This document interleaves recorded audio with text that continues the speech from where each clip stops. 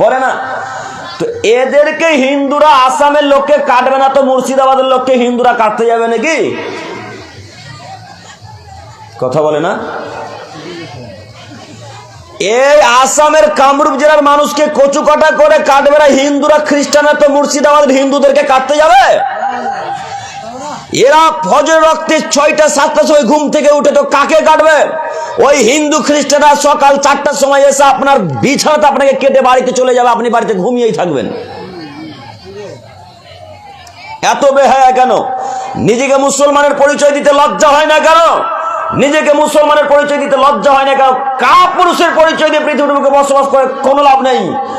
কাপুরুষের পরিচয় দিয়ে পৃথিবীর বুকে বসবাস করে কোনো লাভ নেই। আপনি কাপুরুষের বাচ্চা, কাপুরুষ। এমন কোন মায়ের বাড়ির মুখে ক্ষমতা আছে বলতে পারে আমি সালাত আদায় করি না, আমি পুরুষ? ওকে আসামের কামরূপ জেলাতে যদি কবর না দিয়ে দিই কোরআন হাদিস দিয়ে, কি বলতে চাইছেন আপনি? মুসলমানের বাচ্চা মুসলমান পরিচয় দেন, সালাত আদায় করেন না মানে কি হিসাবে ফজর রক্তে বাড়িতে ঘুমিয়ে থাকতে পারেন?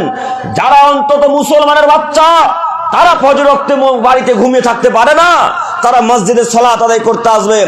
এদেরকে আসামের হিন্দুরা কাটবে, এদেরকে আসামের খ্রিস্টানরা কাটবে, এদেরকে সারা পৃথিবীর ইহুদি, সারা পৃথিবীর না সারা পৃথিবীর খ্রিস্টানরা কাটবে। কোন সাঁওতালদেরকে কাটতে যাবে না। আপনাকে আমি অনুরোধ করে বলি, আপনি হিন্দুদের, আপনি ইহুদিদের ইতিহাস পড়ুন। ইহুদিরা কখন ঘুম থেকে ওঠে, খ্রিস্টানরা কখন ঘুম থেকে ওঠে, আপনি দেখুন তারা কটার সময় ঘুম থেকে ওঠে। ইহুদিদের প্রায় মানুষ 4:30 5টার আগে ঘুম থেকে উঠে যায়। কেন? তারা বোঝে ফজর রক্তের মর্যাদা কত বেশি, তারা বোঝে ফজর রক্তের মূল্য কত বেশি। খ্রিস্টানেরা বোঝে ফজর রক্তের মূল্য কত বেশি। আরে ইহুদিরা বুঝলো ফজর রক্তের মূল্য, খ্রিস্টানেরা বুঝলো, হিন্দুরা বুঝলো।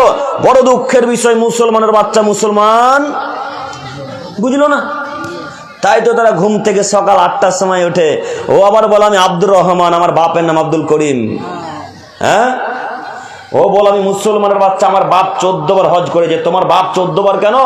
তোমার বাপ যদি 100 বার উমরা হজ আর বড় হজ করে, তোমার বাপ হজ করেছে, তাতে কি আছে? তুমি জান্নাতে যেতে পারবে না। তোমাকে বলে যাচ্ছি, শোনো যুবক, তুমি শুধু গোস্ত খাওয়া মুসলমানের পরিচয় দিও না। তোমাকে আমরা গোস্ত খাওয়া মুসলমান বলি, তোমাকে আমরা আসল মুসলমান বলি না, মনে করি না। যারা সালাত আদায় করে না তাদেরকে আমরা মুসলমান মনেই করি না। আমি মনে করবো কেন? আল্লাহর নবী আজ থেকে 1450 বছর পূর্বে বলেছেন, যারা সালাত আদায় করে না তারা মুসলিম নয়। যারা সালাত আদায় করে না তারা মুসলিম নয়। যারা সালাত আদায় করে না তারা মুসলিম নয়। কথা আল্লাহর নবী আজ থেকে 1450 বছর পূর্বে বলেছেন।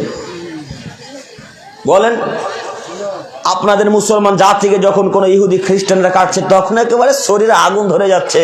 জি, আগুন ধরবে, কথাই ঠিক। তবে আপনার নীতি পরিবর্তন করা লাগবে। আপনি ফজরের পূর্বে উঠে গিয়ে এক পর্যায়ে আল্লাহকে বলেন, আল্লাহ তুমি বড় দয়াবান, তুমি বড় ক্ষমাবান, তুমি বড় রহমান। আল্লাহ তুমি আমাদের মুসলমান জাতিকে রক্ষা করো। আল্লাহ তুমি মুসলিমদেরকে রক্ষা করো। আল্লাহ ফিলিস্তিনের মুসলিমদেরকে ওই ইহুদির বাচ্চা ইহুদিরা কুচু কাটা করে কেটে নদীতে ভাসিয়ে দিয়েছে। আল্লাহ, আল্লাহ তুমি ফিলিস্তিনবাসীকে রক্ষা করো। আল্লাহ তুমি আলো আর মানুষ, সারা পৃথিবীর মানুষকে রক্ষা করো। আল্লাহ তুমি আসামের মানুষকে রক্ষা করো। আল্লাহ তুমি ভারতবর্ষের সমস্ত মুসলিমদেরকে রক্ষা করো। এইভাবে ফজরের পূর্বে উঠে গিয়ে একবার দোয়া করেন। আল্লাহ দোয়া কবুল অবশ্যই অবশ্যই করবেন। আপনি দোয়া করবেন কখন? ঘুম থেকে তো 9টার সময় উঠেন। যে কখন দোয়া করবেন? যখন ফিলিস্তিনের মানুষকে কচু কাটা করে কাটছে, বাচ্চা ছেলেদেরকে ইউটিউব ফেসবুকে দেখলে চোখ দিয়ে পানি top top top top top করে বেরিয়ে চলে আসবে।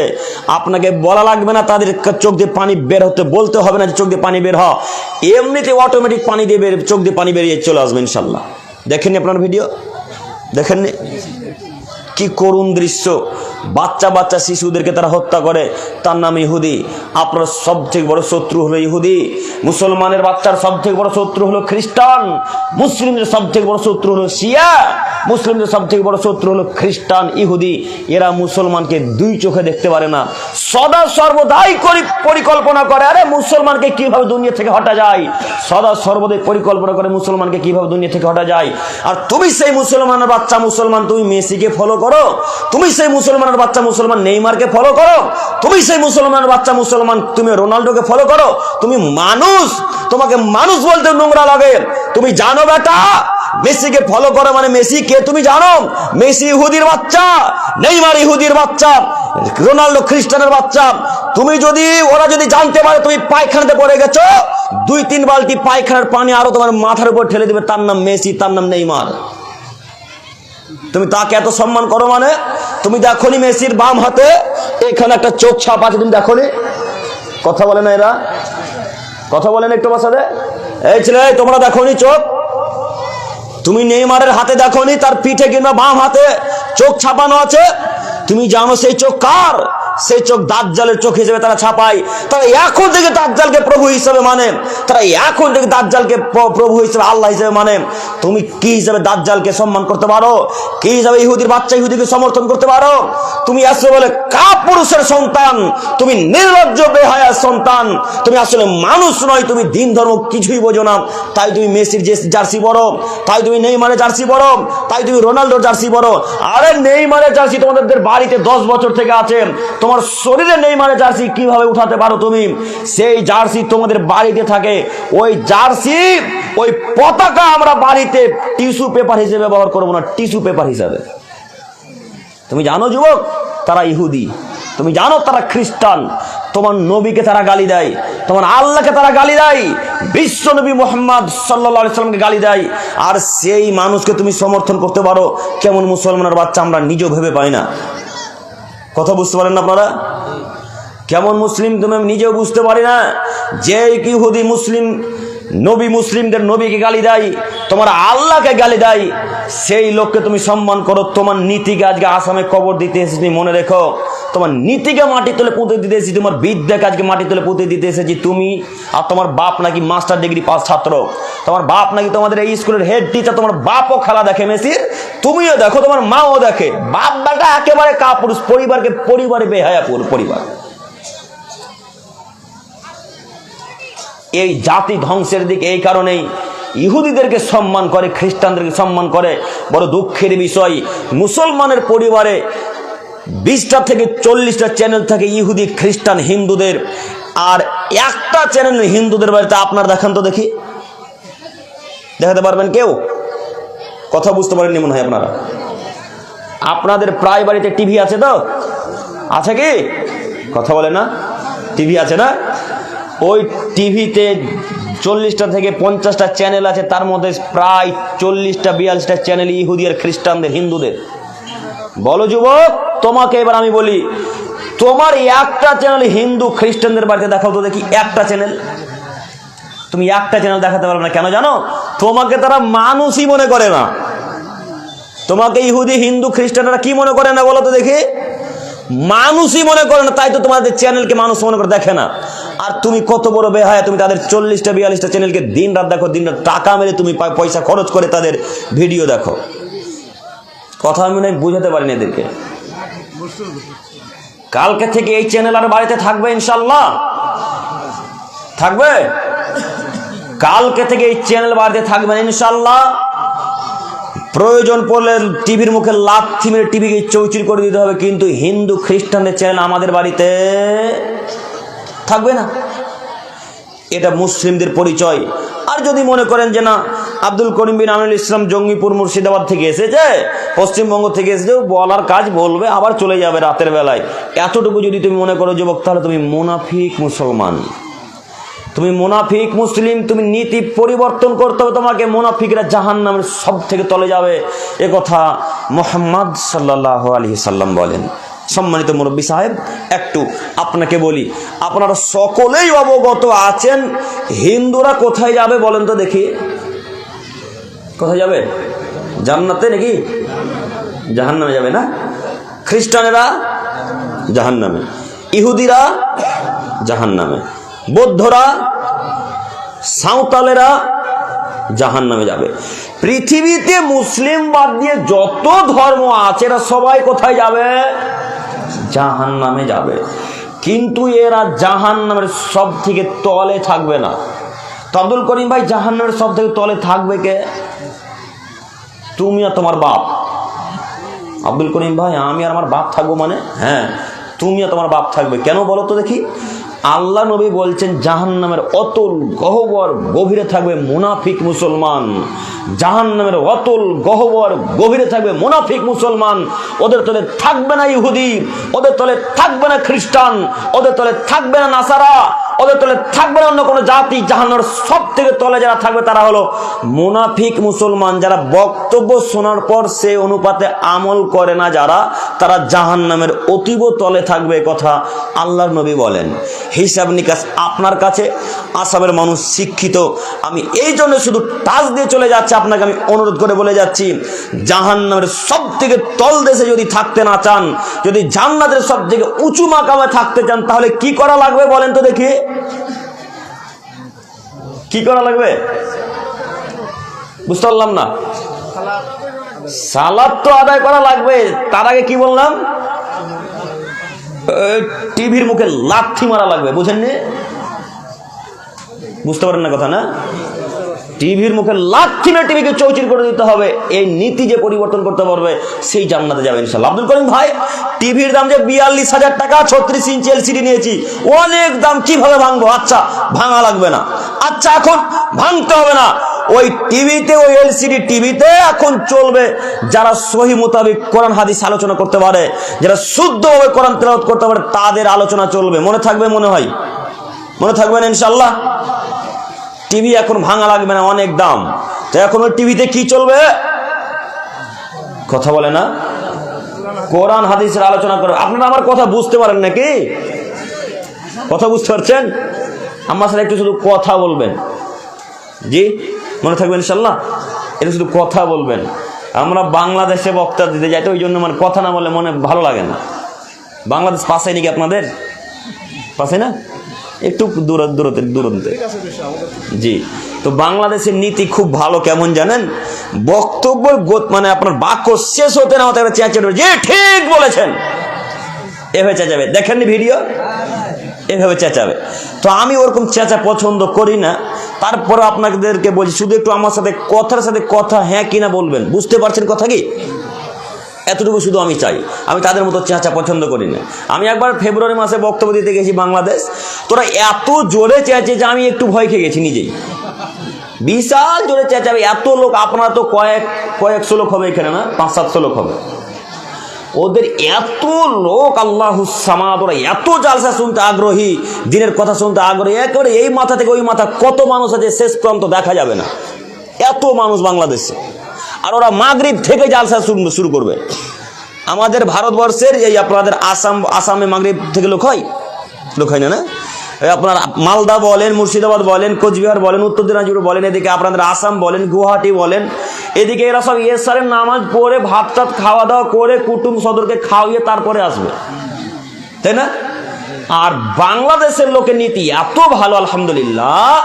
ওরা মাগরিবের আজানের সলাত আদায় করে সেখানে বসে যাবে, জালসা শুনতে শুরু করবে। এত লোক। আল্লাহুস সামাদ। আল্লাহ তুমি আমাদের সকলকে কবুল করো, সকলে বলি আমিন। তো সম্মানিত দিনী ভাই, বলছিলাম জাহান্নামের অতল গহ্বর গভীরে যদি যেতে না চান, তাহলে বাড়িতে আজ থেকে কোনো ইহুদি, কোনো হিন্দু, কোনো খ্রিস্টানদের চ্যানেল আর চলবে না। মনে থাকবে ইনশাআল্লাহ, ইনশাআল্লাহ। সম্মানিত মুরব্বী সাহেব, সম্মানিত দিনী ভাই, আমি আলোচনা করছিলাম শিক্ষা। একটু শিক্ষা শব্দটার মধ্যে পৃথিবীর সব বাক্যকে আল্লাহ নবী সাল্লাল্লাহু আলাইহি ওয়াসাল্লাম ভরে দিয়েছেন। শিক্ষা জিনিসটা এমনই জিনিস, এই শিক্ষার মধ্যে পৃথিবীর যত ভালো মন্দ কাজ সব ভরে দিয়েছে, তাই না? সব ভরে দিয়েছে এই ভেতরে। আপনাকে একটু করে শুধু শোনাবো আর সামনে দিকে এগিয়ে যাবো। একটু আমার দিকে তাকান। আপনারা প্রায় আলোচকের মুখে শুনেছেন যে শিক্ষাই হলো জাতির মেরুদণ্ড। শুনেছেন কি? যে কথাটা আসলেই সত্য। শিক্ষাই হলো জাতির মেরুদণ্ড। আপনাকে আমি একটা কথা এখন বলতে চাইছি, যদি কোনো জাতিকে ধ্বংস করতে চান, যদি কোনো জাতিকে একবারে মাটির সাথে মিশিয়ে দিতে চান, তাহলে তাদের শিক্ষার লেভেলটাকে ধ্বংস করে দেন, তাহলে ওই জাতি ধ্বংস হয়ে যাবে। কথা বুঝতে পারেননি আপনারা? যদি কোনো সম্প্রদায়কে, যদি কোনো জাতিকে, যদি কোনো কওমকে ধ্বংস করতে চান, তাহলে তাদের বিদ্যাকে আগে নষ্ট করে দেন। কেন? বিদ্যা যদি নষ্ট হয়ে যায় তাহলে আপনার সাথে কিভাবে যুদ্ধ করবে এটা তাদের মাথাতে কাজ করবেন। আচ্ছা, বিদ্যা যদি না থাকে তাহলে কিভাবে রাইফেলের গুলি তৈরি করতে হয় কেউ বলতে পারবে? বলতে পারবে? কেউ বলতে পারবে না। যদি বিদ্যা না থাকে তাহলে আপনি ইহুদিদের বিরুদ্ধে কিভাবে যুদ্ধ করবেন, কিভাবে পারমাণবিক বোমা তৈরি করবেন, কিভাবে রাইফেল তৈরি করবেন, কিভাবে হেলিকপ্টার তৈরি করবেন, কিভাবে হাওয়াই জাহাজ তৈরি করবেন, কিভাবে যুদ্ধ জাহাজ তৈরি করবেন? ওদের কাছে যে সবই আছে, ইহুদিদের কাছে যে সবই আছে, খ্রিস্টানদের কাছে যে সবই আছে, আপনাকে যে একবারে নিমিষে শেষ করে দেবে। তাহলে আপনার বিদ্যা কত প্রয়োজন বুঝতে পারছেন কি? যে বিদ্যা অতীব প্রয়োজন। বিদ্যাই হলো জাতির মেরুদণ্ড, শিক্ষাই হলো জাতির মেরুদণ্ড। যার শিক্ষা নেই তার কোনো মূল্য নেই। ঠিক ওইরূপ আল্লাহ বলছেন, মৃত মানুষ আর জীবিত মানুষ কি সমান? আল্লাহ কোরআন মাজিদের মধ্যে বলছেন, জীবিত দেহ আর মৃতদেহ কি সমান? আলো আর অন্ধকার কি সমান? জি না, আলো আর অন্ধকার সমান নয়, জীবিত দেহ আর মৃতদেহ সমান নয়।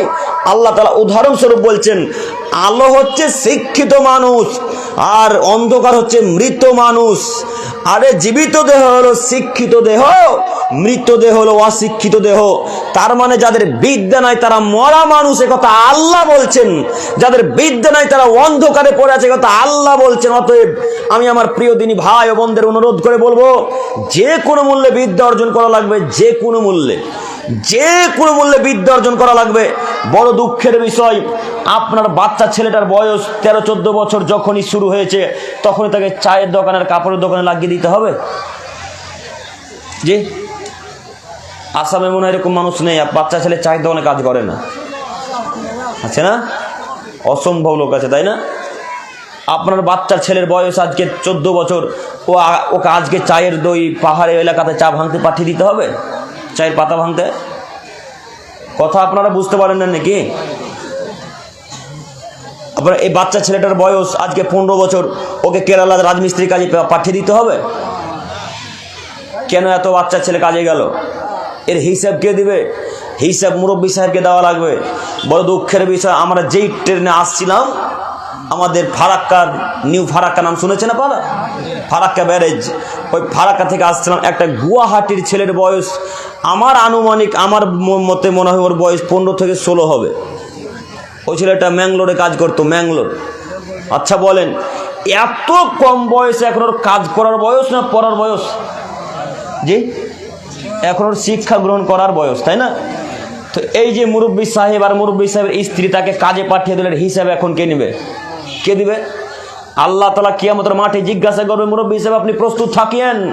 আল্লাহ সুবহানাহু ওয়া তাআলা কিয়ামতের মাঠে জিজ্ঞাসা করবে, আপনি প্রস্তুত থাকিয়েন।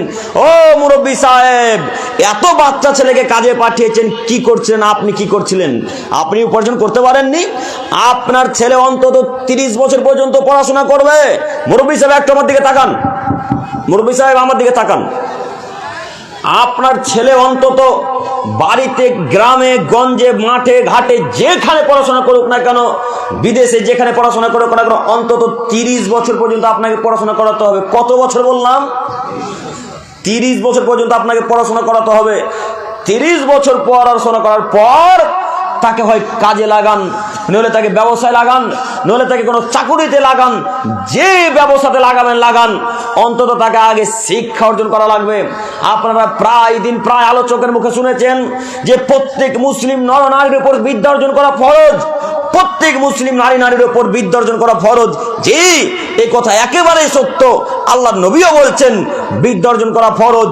পৃথিবীতে যেখানে যারা মুসলিম হিসেবে বসবাস করছে তাদের সকলকে যে কোনো মূল্যে বিদ্যা অর্জন করা লাগবে, যে কোনো মূল্যে। আপনাকে আমি এখন বলতে চাইছি, আল্লাহ যদি কিয়ামতের মাঠে প্রশ্ন করে বলেন, মুরব্বী সাহেব আপনার ছেলের বয়স এত, আপনি কেন কাজে পাঠিয়ে দিলেন? আপনার বাচ্চা ছেলের বয়স এত, কেন তাকে চায়ের দোকানে লাগিয়ে দিলেন? আপনার ছেলের বয়স এত, আপনি কেন তাকে কাপড়ের দোকানে লাগিয়ে দিলেন? এর হিসাব সেদিন কিভাবে দিবেন?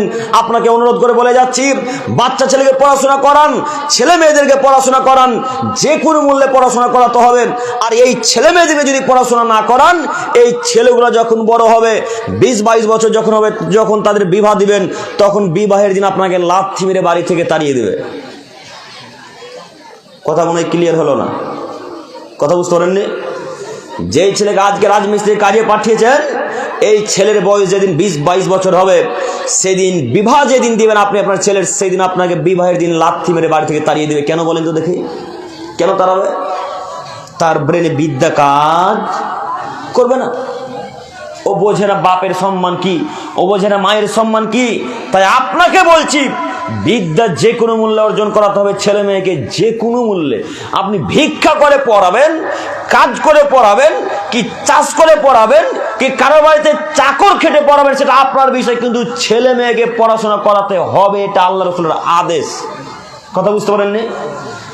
আপনার ছেলে মেয়েকে আপনাকে পড়াতে হবে না, আর এটা আদেশ। তাতে আপনি ভিক্ষা করে পড়ান, চেয়ে পড়ান, বাড়িতে চাকর খেটে পড়ান, মাঠে ঘাটে কাজ করে পড়ান, কিভাবে পড়াবেন এটা আমাদের দেখাশোনা নেই। তবে আপনার ছেলেকে আপনাকে পড়াতে আপনি বাধ্য, নইলে আপনাকে কিয়ামতের মাঠে জিজ্ঞাসা করবেন। মহান আল্লাহ রাসূল সাল্লাল্লাহু আলাইহি সাল্লাম বলেন, আলা কুল্লুকুম রাইন, এই পৃথিবীর মানুষ শোনো, প্রত্যেকটা মানুষ প্রত্যেকের জন্য দায়িত্বশীল, প্রত্যেকটা মানুষ প্রত্যেকের জন্য দায়িত্বশীল। ও কুল্লুকুম মাসউলুন আন রায়াতিহি, হে আদমের ছেলে মেয়ে, তোমাদের প্রত্যেকটা মানুষকে তার দায়িত্ব সম্পর্কে জিজ্ঞাসা করা হবে, প্রত্যেকটা মানুষকে তার দায়িত্ব সম্পর্কে জিজ্ঞাসা করা হবে। হাদিস বুখারী মুসলিম। মুরব্বী সাহেব একটু আমার দিকে তাকান, মুরব্বী সাহেব একটু আমার দিকে তাকান। আপনাকে আমি বলছি, আল্লাহ যদি কিয়ামতের মাঠে বলেন, মুরব্বী সাহেব এই ছেলেটা আপনার, একে এইভাবে এত বাচ্চা অবস্থায় কাজ করতে লাগিয়েছেন, পড়াশোনা করাননি, বিদ্যা অর্জন করাননি, এখন আপনার অবস্থা কি হবে? দায়িত্ব সম্পর্কে যতক্ষণ কোনো আদমের ছেলে মেয়েকে প্রশ্ন না করা হবে, ততক্ষণ পর্যন্ত আদমের ছেলে মেয়ের এক পা এদিক ওদিক হবে না। আদমের ছেলে মেয়েকে যতক্ষণ পর্যন্ত দায়িত্ব সম্পর্কে জিজ্ঞাসা না করা হবে, ততক্ষণ পর্যন্ত আদমের ছেলে মেয়ের একটা পা এদিক থেকে ওই দিকে নড়াচড়া করার সুযোগ থাকবে না। অতএব দায়িত্ব অতীব কঠিন জিনিস। দায়িত্ব কত কঠিন দেখবেন, দায়িত্ব কত কঠিন দেখবেন। আল্লাহ আপনাকে বলবেন, ও মুরব্বী সাহেব, সেদিন কামরূপ জেলাতে আপনাদের গ্রামে যে জালসা হচ্ছিল, সেই জালসাতে আপনার মেয়ে ঢং ঢং ঢং ঢং ঢং ঢং করতে করতে বাজারে গেছে, আবার ঢং ঢং ঢং ঢং করতে করতে বাড়ি চলে এসেছে। দায়িত্ব কিভাবে পালন করেছেন? কথা মনে হয় আমি বুঝাতে পারি না এদেরকে। কথা বুঝতে পারেনি না? আজকে মহিলারা বাজারে গিয়েছিল কি? হ্যাঁ, যাবে তো। নিজেকে যে মানুষ মনে করেন না, শরীরে যে যা আছে সবই পুজ ভরা, শরীর তো রক্ত নাই, যা আছে সবই পুজ। যদি পুজ না থাকে তো আমার কন্যা আজকে বাজারে ঘুরতে পারে? যদি শরীরে রক্ত থাকে তো ওই বাজারে স্ত্রী ঘুরতে পারে? আরে মোহর আদায় করবো আমি, টাকা দিব আমি, চাল ডাল কিনে দেবো আমি, সায়া ব্লাউজ কিনে দেবো আমি, আর ধাক্কা মারবে গ্রামের লোক, টোটো চালকরা, ভ্যান চালক। কথা বুঝতে পারেনি এরা? কথা বুঝতে পেরেছেন না? হ্যাঁ, বুঝতে পেরেছেন তো কন্যা বাজারে ঘুরছে কেন বলেন? এখনো ঘুরে কন্যা কি দেখা যাচ্ছে নিজেকে? আপনি জানেন ওটা ইহুদিদের নীতি, আপনি জানেন ওটা খ্রিস্টানদের নীতি। ইহুদি খ্রিস্টানদের একটা বৈশিষ্ট্য আছে, তারা যখন বাড়ি থেকে বের হয় তখন মাথার কাপড়কে ফেলে দিয়ে বের হয়, পেট পিটকে জাতিকে দেখিয়ে বের হয়। তো আপনার মেয়েটা কি ইহুদির মেয়ে? আপনার মেয়েটা কি খ্রিস্টানের মেয়ে? আপনার মেয়েটা কি নাসারার মেয়ে? ওরা মুসলমানের বাচ্চার, এই কামরূপ জেলার কোনো এক পরিবারের মুসলমান পরিবারের মেয়ে, ওখানে আজকে বাজারে ঘুরছে। ওখানে বাজারে ঘুরছে, ঠোঁটে লিপস্টিক লাগিয়ে, আইলানা মাস্কারা দিয়ে বাজারে ঘুরছে। মনে হচ্ছে যেন জেনার একটা আড্ডাখানা খুলেছেন এখানে। হ্যাঁ, লজ্জা লাগে না কেন? মোহরান আদায় করবেন আপনি। আচ্ছা, আপনাকে আরো একটু ভালো করে বুঝাই। আশেপাশে গ্রাম কি নাম বলুন তো একটা? খামরি। খামরি। আচ্ছা, তোমাকে বলছি, তুমি আমাদেরকে তাকাও। খামরি থেকে তুমি বিবাহ করে নিয়েছো তোমার স্ত্রীকে, মোহরান আদায় করেছো 10,000 টাকা। কত টাকা? 10,000 টাকা মোহরান আদায় করে খামরি থেকে বিবাহ করে নিয়ে এসেছো। তো খামরি থেকে বিবাহ করে নিয়ে এসেছো তুমি তোমাদের এই মধ্যপাড়াতে। তো এখন তোমার স্ত্রীকে তুমি দেখবে না, তোমার চাচাতো ভাই, খালাতো ভাই, গ্রামের মানুষ দেখবে? কথা বলে না। কে দেখবে? যে মোহরান আদায় করেছে সে দেখবে, তাই না? তো মেলাতে যে সবাই আজকে ধাক্কা মেরেছে ওকে গো, আজকে যখন সবাই ধাক্কা মেরেছে মেলাতে, খারাপ লাগে না? ছি ছি ছি ছি ছি ছি ছি ছি ছি ছি, লজ্জা লাগে না? আরে আমার স্ত্রীকে ধাক্কা মারলে সহ্য হয় কি করে? শরীরে তার মানে রক্ত নাই, সব পুজ ভরা, মাথাতে যাচ্ছে সব গোবর ভরা, মগজ নাই, তাই শরীরে মেনে নিতে পারছে। আরে আমাদের স্ত্রীকে কোনোদিন টোটোতে নিয়ে আসি না। টোটো বুঝেন কি? টোটো বোঝেন কি?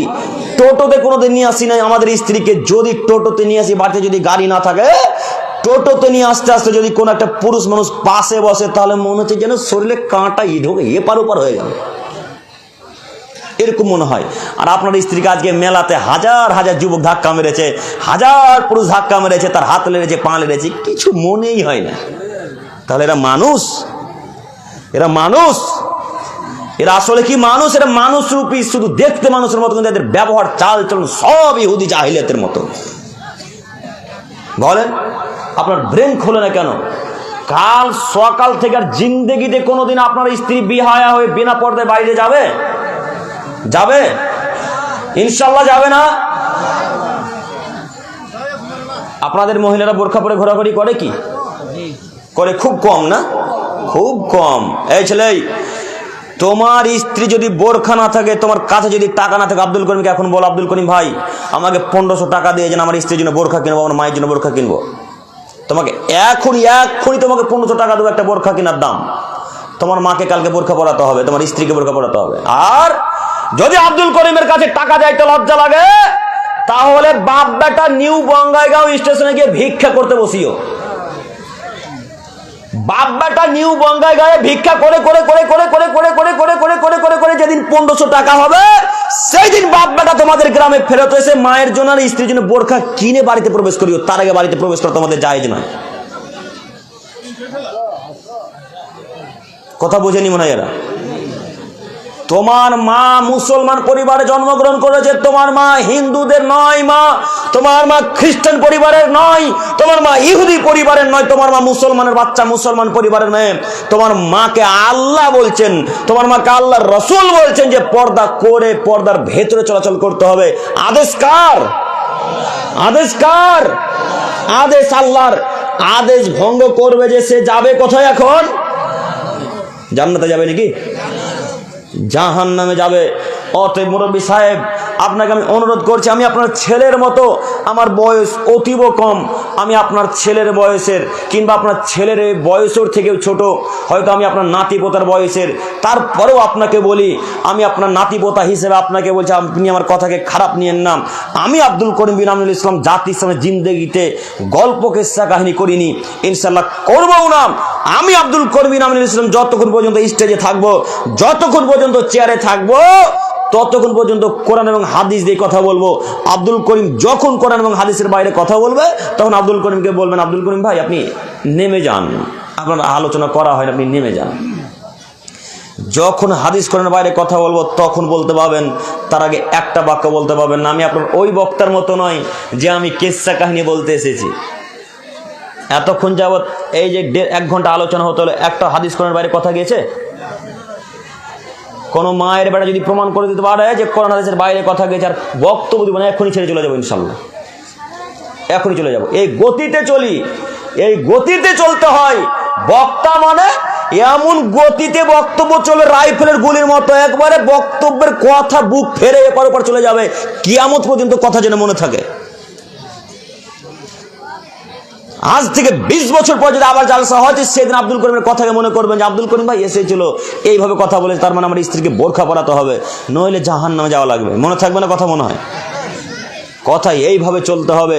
কিভাবে কিভাবে আপনার বক্তা এমন বক্তব্য দিল যে এখন কিছুই মনে নাই।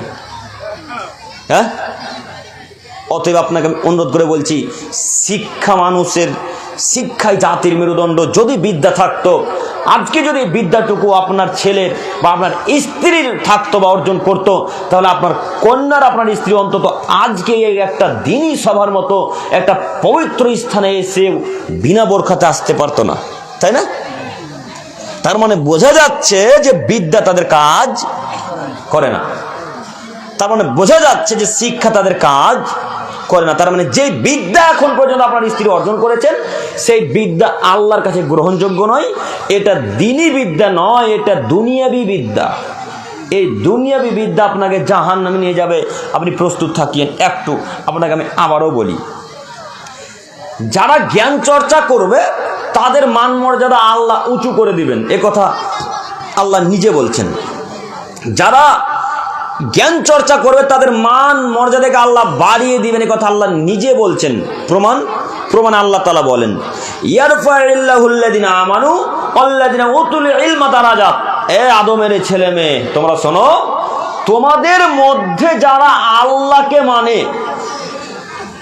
ভালোভাবে কথা শ্রবণ করেন, আল্লাহ বলছেন আদমের ছেলে মেয়ে, তোমাদের মধ্যে হতে যারা আল্লাহকে মানে, উতুল ইলমা দারাজাত, এবং তোমাদের মধ্য থেকে যারা জ্ঞান চর্চা করে, আমি আল্লাহ তাআলা তাদের মান মর্যাদাকে উঁচু করে দিব, তাদের ব্যবসায় বরকত দিব, তাদের টাকাতে বরকত দিব, আমি খাদ্যে বরকত দিব। এ কথা কে বলছেন? আল্লাহ। আল্লাহু বিমা তা'মালুনা খাবীর। আদমের ছেলে মেয়ে শোনো, তোমরা গোপনে করো আর প্রকাশ্যে করো, ছাদের নিচে করো, আসমানের নিচে করো, বাড়ির ভেতরে করো, বাড়ির বাইরে করো, যা কিছু কর্ম করো না কেন আদমের ছেলে মেয়ে, আমি আল্লাহ তাআলা সব কিছু অবগত।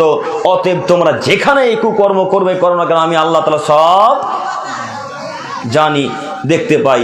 জরুরি কথা আল্লাহ বললেন, যারা জ্ঞান চর্চা করবে তাদের মান মর্যাদা উঁচু করে দেব, যারা আল্লাহকে মানবে তাদের মান মর্যাদা উঁচু করে দেব।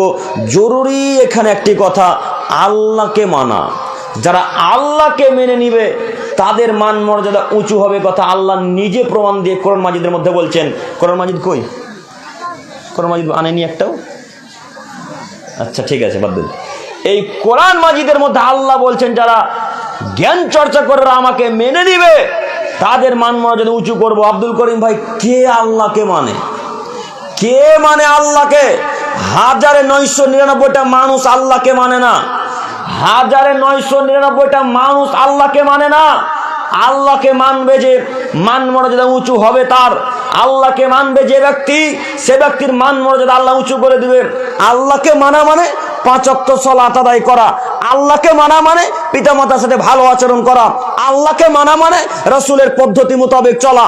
আল্লাহকে মানা মানে শিরক থেকে বিরত থাকা। আল্লাহকে মানা মানে বেদাতের মুখে লাথি মেরে চূর্ণ বিচূর্ণ করে দেওয়া। আল্লাহকে মানা মানে আব্বু আম্মুর সাথে ভালোভাবে আচরণ করা। আল্লাহকে মানা মানে পাড়া প্রতিবেশীর সাথে ভালো আচরণ করা। আল্লাহকে মানা মানে ফকির মিসকিনের সাথে ভালো আচরণ করা। ফকির মিসকিনকে আপনি লাথি মারতে পাবেন না, ফকির মিসকিনকে আপনি গালি দিতে পাবেন না, আপনি পাড়া প্রতিবেশীকে গালি দিতে পাবেন না। কিসের আপনি আল্লাহকে মানেন? জি না, আপনি আল্লাহকে মানেন না। আপনি পরকালকে বিশ্বাস করেন না, তাই তো আপনি ফকির মিসকিনকে গালি দেন, তাই তো আপনি পাড়া প্রতিবেশীকে গালি দেন। বড় দুঃখের বিষয়, একটা মুসলমানের পরিবারের থেকে আরেকটা মুসলমান পরিবার কিভাবে কষ্ট পেতে পারে। আপনার পক্ষে থেকে আপনার বিরুদ্ধে বলছে আপনাকে, আপনি আমার দিকে তাকান, আপনাকে বলছি, একটা মুসলমানের বাচ্চা আরেকটা মুসলমানকে কিভাবে দুঃখ কষ্ট দিতে পারে। আল্লাহ নবী সাল্লাল্লাহু আলাইহি সাল্লাম বলছেন, ওয়াল্লাহি লা ইউমিনু, আল্লাহর কসম ওই লোকটা মুমিন নয়। ওয়াল্লাহি লা ইউমিনু, আল্লাহর কসম ওই লোকটা মুমিন নয়। ওয়াল্লাহি লা ইউমিনু, আল্লাহর কসম ওই লোকটা মুমিন নয়। আল্লাহর নবী তিনবার কসম করে বলছেন, আল্লাহর কসম ওই লোকটা মুমিন নয়, আল্লাহর কসম ওই লোকটা মুমিন নয়, আল্লাহর কসম ওই লোকটা মুমিন নয়। কিলা ওয়া মা যাকা ইয়া রাসূলুল্লাহ সাল্লাল্লাহু আলাইহি সাল্লাম। সাহাবায়ে কেরামগণ রাসূলের কথা বুঝতে না পেরে আল্লাহ রাসূলকে জিজ্ঞাসা করে বলছেন, ইয়া রাসূলুল্লাহ, হে আল্লাহর নবী, কে সেই ব্যক্তি যে মুমিন নয়? আপনি যে বারবার বলছেন সে ব্যক্তি মুমিন নয়, সে কে? একটু বুঝিয়ে বলেন না।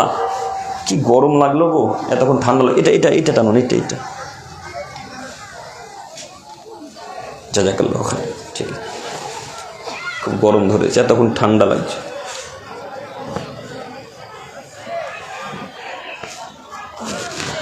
আল্লাহর নবী একটু বলেন না, কে সেই ব্যক্তি যে মুমিন নয়? আপনি যে তিনবার কসম করে বললেন যে ওই লোকটা মুমিন নয়, ওই লোকটা মুমিন নয়, ওই লোকটা মুমিন নয়, তো কে আল্লাহ নবী একটু বলেন। তখন আল্লাহ নবী বলছেন, আল জারু মাল্লা ইয়াবানু জারুহু বাওয়াইকা, ওই লোকটা মুমিন নয় যার হাতের দ্বারাতে মুখের দ্বারাতে তার পাড়া প্রতিবেশী নিরাপদে থাকে না, সে লোকটা মুমিন নয়। বুখারী মুসলিমের হাদিস। তার মানে যে লোকটা পাড়া প্রতিবেশীকে কষ্ট দেয় সে লোকটা জান্নাতে যাবে না। মুমিন ছাড়া কেউ জান্নাতে যাবে? মুমিন মানুষ ছাড়া কেউ জান্নাতে যাবে? জি, মুমিন ছাড়া কেউ জান্নাতে যাবে না। আল্লাহর নবী তখনই বারবার করে কসম করতেন যখন কোনো বিষয়কে জোরালোভাবে বলতেন। আল্লাহর নবী তখনই একটা কথা 3 বার করে রিপিট করতেন, 3 বার করে ইউজ করতেন, ব্যবহার করতেন। যখন বারবার তাকিদ করতেন, যখন খুব গুরুত্বপূর্ণ সহকারে সাহাবাদেরকে বোঝাতে চাইতেন, তখন আল্লাহ রসুল কোনো সময় 2টা বাক্য বারবার বলতেন, কোনো সময় একটা কথাকে 3 বার বলতেন, কোনো সময় আল্লাহ রসুল একটা কথাকে 2 বার করে বলতেন, কোনো সময় আল্লাহ রসুল একটা কথাকে 3 বার করে বলতেন। বুখারী মুসলিমের হাদিস। এইখানে আল্লাহ নবী সাল্লাল্লাহু আলাইহি সাল্লাম বলছেন, 3 বার কসম করে বলছেন, ওই লোকটা মুমিন নয়, ওই লোকটা মুমিন নয়, ওই লোকটা মুমিন নয়। সেই লোকটা মুমিন নয় যার হাতে দাঁড়াতে মুখে দাঁড়াতে তার পাড়া প্রতিবেশী নিরাপদে থাকে না। মুরব্বী সাহেব, একটু আপনাকে বলি, আপনার বাড়ির যে পাশে বাড়িতে যে লোকটা আছে, ওই লোকটাকে আজকে গালি দিয়ে জালসা শুনতে এসেছেন, বলেন এখন ফলাফল কোথায়? কথা বোঝেন নেই?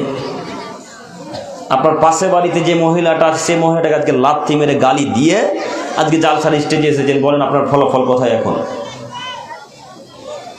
বোঝেননি কথা না? এই ছেলে, গল্প করছো বলো তোমরা? বিরক্ত মনে হয়? বিরক্ত লাগে? চুপ করে থাকো, পাথরের মতো বসে থাকো, নাহলে হাদিসের অর্থ বুঝতে পারবে না। একটু বসো, সময় শেষ করে দেবো ইনশাআল্লাহ।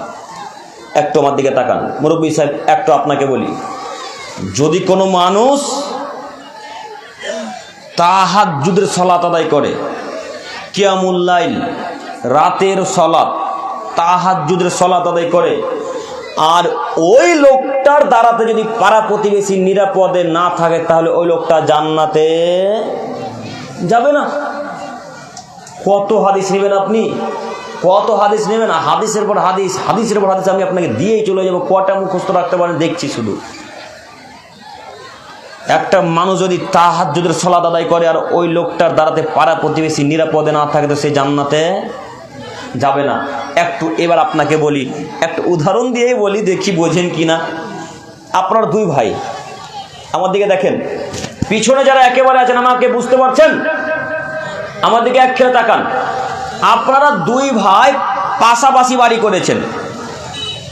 তো আপনার ছোট ভাইটা বাড়ি করার সময় একেবারে 1 ইঞ্চিও ছাড়েনি, বাড়ির পিলার ওই পাঁচির তুলে দিয়েছে, 1 ইঞ্চিও ছাড়েনি। আপনাদের আসামের নীতি কেমন আছে জানি না, আমাদের দিকে যখন বাড়ি করে তখন 2-2.5 ফুট ছেড়ে বাড়ি করতে হয়। আপনাদের দিকে আছে কি এরকম নীতি? একই আছে না? তো আচ্ছা, মনে করেন যে আপনার একটা গ্রাম্য ভাই বা আপনার নিজের ভাই 1 ইঞ্চিও না ছেড়ে বাড়ি তৈরি করে নিয়েছে, বাড়ি উঠিয়ে নিয়েছে। তো বাড়ি যখন উঠিয়ে নিয়েছে, তাকে তো এখন প্লাস্টার বা কালার করা লাগবে। যে তো প্লাস্টার যখন করতে যাচ্ছে, তখন খুঁটিটা কিন্তু আপনার জায়গাতে পুঁতছে। খুঁটি বোঝেন কি? এই যে বাঁশ, ভাড়া, এই ভাড়াটা যখন বাঁধছে তিনি, তখন আপনার জায়গাতে বাঁধছেন। তখন আপনি বলছেন, বাড়ি তৈরি করার সময় তখন হুঁশ ছিল না যে আমার জায়গাতে খুঁটি আসবে? হ্যাঁ, খুঁটি ওঠাও তুই, এক্ষুনি তোকে প্লাস্টার করতে দেওয়া হবে না। আসামে এরকম ঘটে না মনে হয়? ঘটে? হ্যাঁ, ঘটবে তো। বিদ্যা বুদ্ধি যে কিছুই নাই মানুষের। আচ্ছা, এবার আপনাকে বলি, আপনার ভাই ভুল করে হোক আর বদমাশি করে হোক, ইচ্ছা করে হোক, 1 ইঞ্চি না ছেড়েও বাড়ি করেছে। তো আচ্ছা, প্লাস্টার করার সময় যে খুঁটিটা, যে ভাড়াটা আপনার বাড়িতে বাঁধছে, আপনার জায়গাতে রাখছে, তো এই জায়গাটা কি সে দখল করে নিচ্ছে? কথা বলেন একটু। না, জায়গাটা আপনার নিয়ে নিল। একটু প্লাস্টার করতে দিলে কি হয়?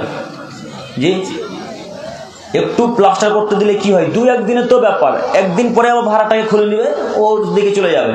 তো প্লাস্টার করতে দিলে কি এমন বড় ক্ষতি হয়ে যাবে? আপনার স্ত্রীও বলছে আপনাকে রাতের বেলায় কানে কানে, হ্যাঁ গো আব্দুর রহমানের বাপ, তোমার ভাই কিন্তু কালকে প্লাস্টার করবে, তুমি যদি খুঁটি পুঁততে দিয়েছে, তোমাকে কাল থেকে আর ভাত দেবো না। এরকম বলেন আসামের মানুষ মনে হয়, বলে না? হ্যাঁ, তো আপনি তো মানে ওই কি বলে একটা ভাষাতে ভাঁড়ুয়া। বউয়ের কথা শুনে তখন আপনার ভাই বলছে, আব্দুর রহিম, যদি বাঁশের খুঁটি কালকে ভাড়া আমাদের বাড়িতে জায়গাতে দাঁত ভেঙে তোমাকে বলে, এরকম কথা বলে বউয়ের কথা শুনে ভাইকে দিলেন গালি।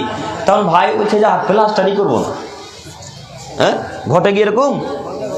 ঘটে, ঘটবে। যে আল্লাহর নবী যে বলছেন যে ঘটবে, আল্লাহ নবী বুখারী মুসলিম আবু হুরায়রা রাদিয়াল্লাহু তাআলা আনহু বলছেন, শোনো আদমের ছেলে মেয়ে, যদি তোমার পাড়া প্রতিবেশী তোমার জায়গাতে খুঁটি লাগাতে চাই, খুঁটি এইভাবেই আল্লাহ নবী বলছেন, আইয়াগরিজা খসবাতান ফি জিদারিহি, আইয়াগরিজা খসবাতান ফি জিদারিহি, বুখারী মুসলিমের হাদিস। তিনি বলছেন, যদি তোমার গ্রামের মানুষ পাড়া প্রতিবেশী তোমার দেওয়ালের সাথে দেওয়াল লাগাতে চায়, তোমার খুঁটি দেওয়ালে লাগাতে চায়, তোমাদের জায়গাতে খুঁটি লাগাতে চায়, তাহলে তোমরা খুঁটি লাগাতে নিষেধ করবে না। আল্লাহ নবী সাহাবাদেরকে পরামর্শ দিয়ে বলছেন। তো আমি আপনাকে এখন বলতে চাইছি, আজকের পর থেকে আর কালার করতে বাধা দিবেন? আর দিবেন? প্লাস্টার করতে দিবেন তো করুক। ও অবুঝ না দান বোঝে না, তাই 1 ইঞ্চি না ছেড়েও বাড়ি তৈরি করে নিয়েছে, তো আপনিও কি এখন তার মতো ব্যবহার করবেন? একটা প্রবাদ বাক্য আছে আমাদের গ্রামে, বলে যে কুকুর যখন একটা মানুষকে কামড়ায়, তখন ওই মানুষটা কুকুরটাকে কামড়াতে যায় না, যায় কি? তো আপনার ভাই 1 ইঞ্চি না ছেড়ে বাড়ি করে ফেলেছে, তো এখন তাকে প্লাস্টারটা করতে দিবেন না? দিবেন কি? মনে থাকবে ইনশাল্লাহ কথা। আর ইনশাল্লাহ এই এতটুকু নিয়ে ঝামেলা হবে না ইনশাল্লাহ।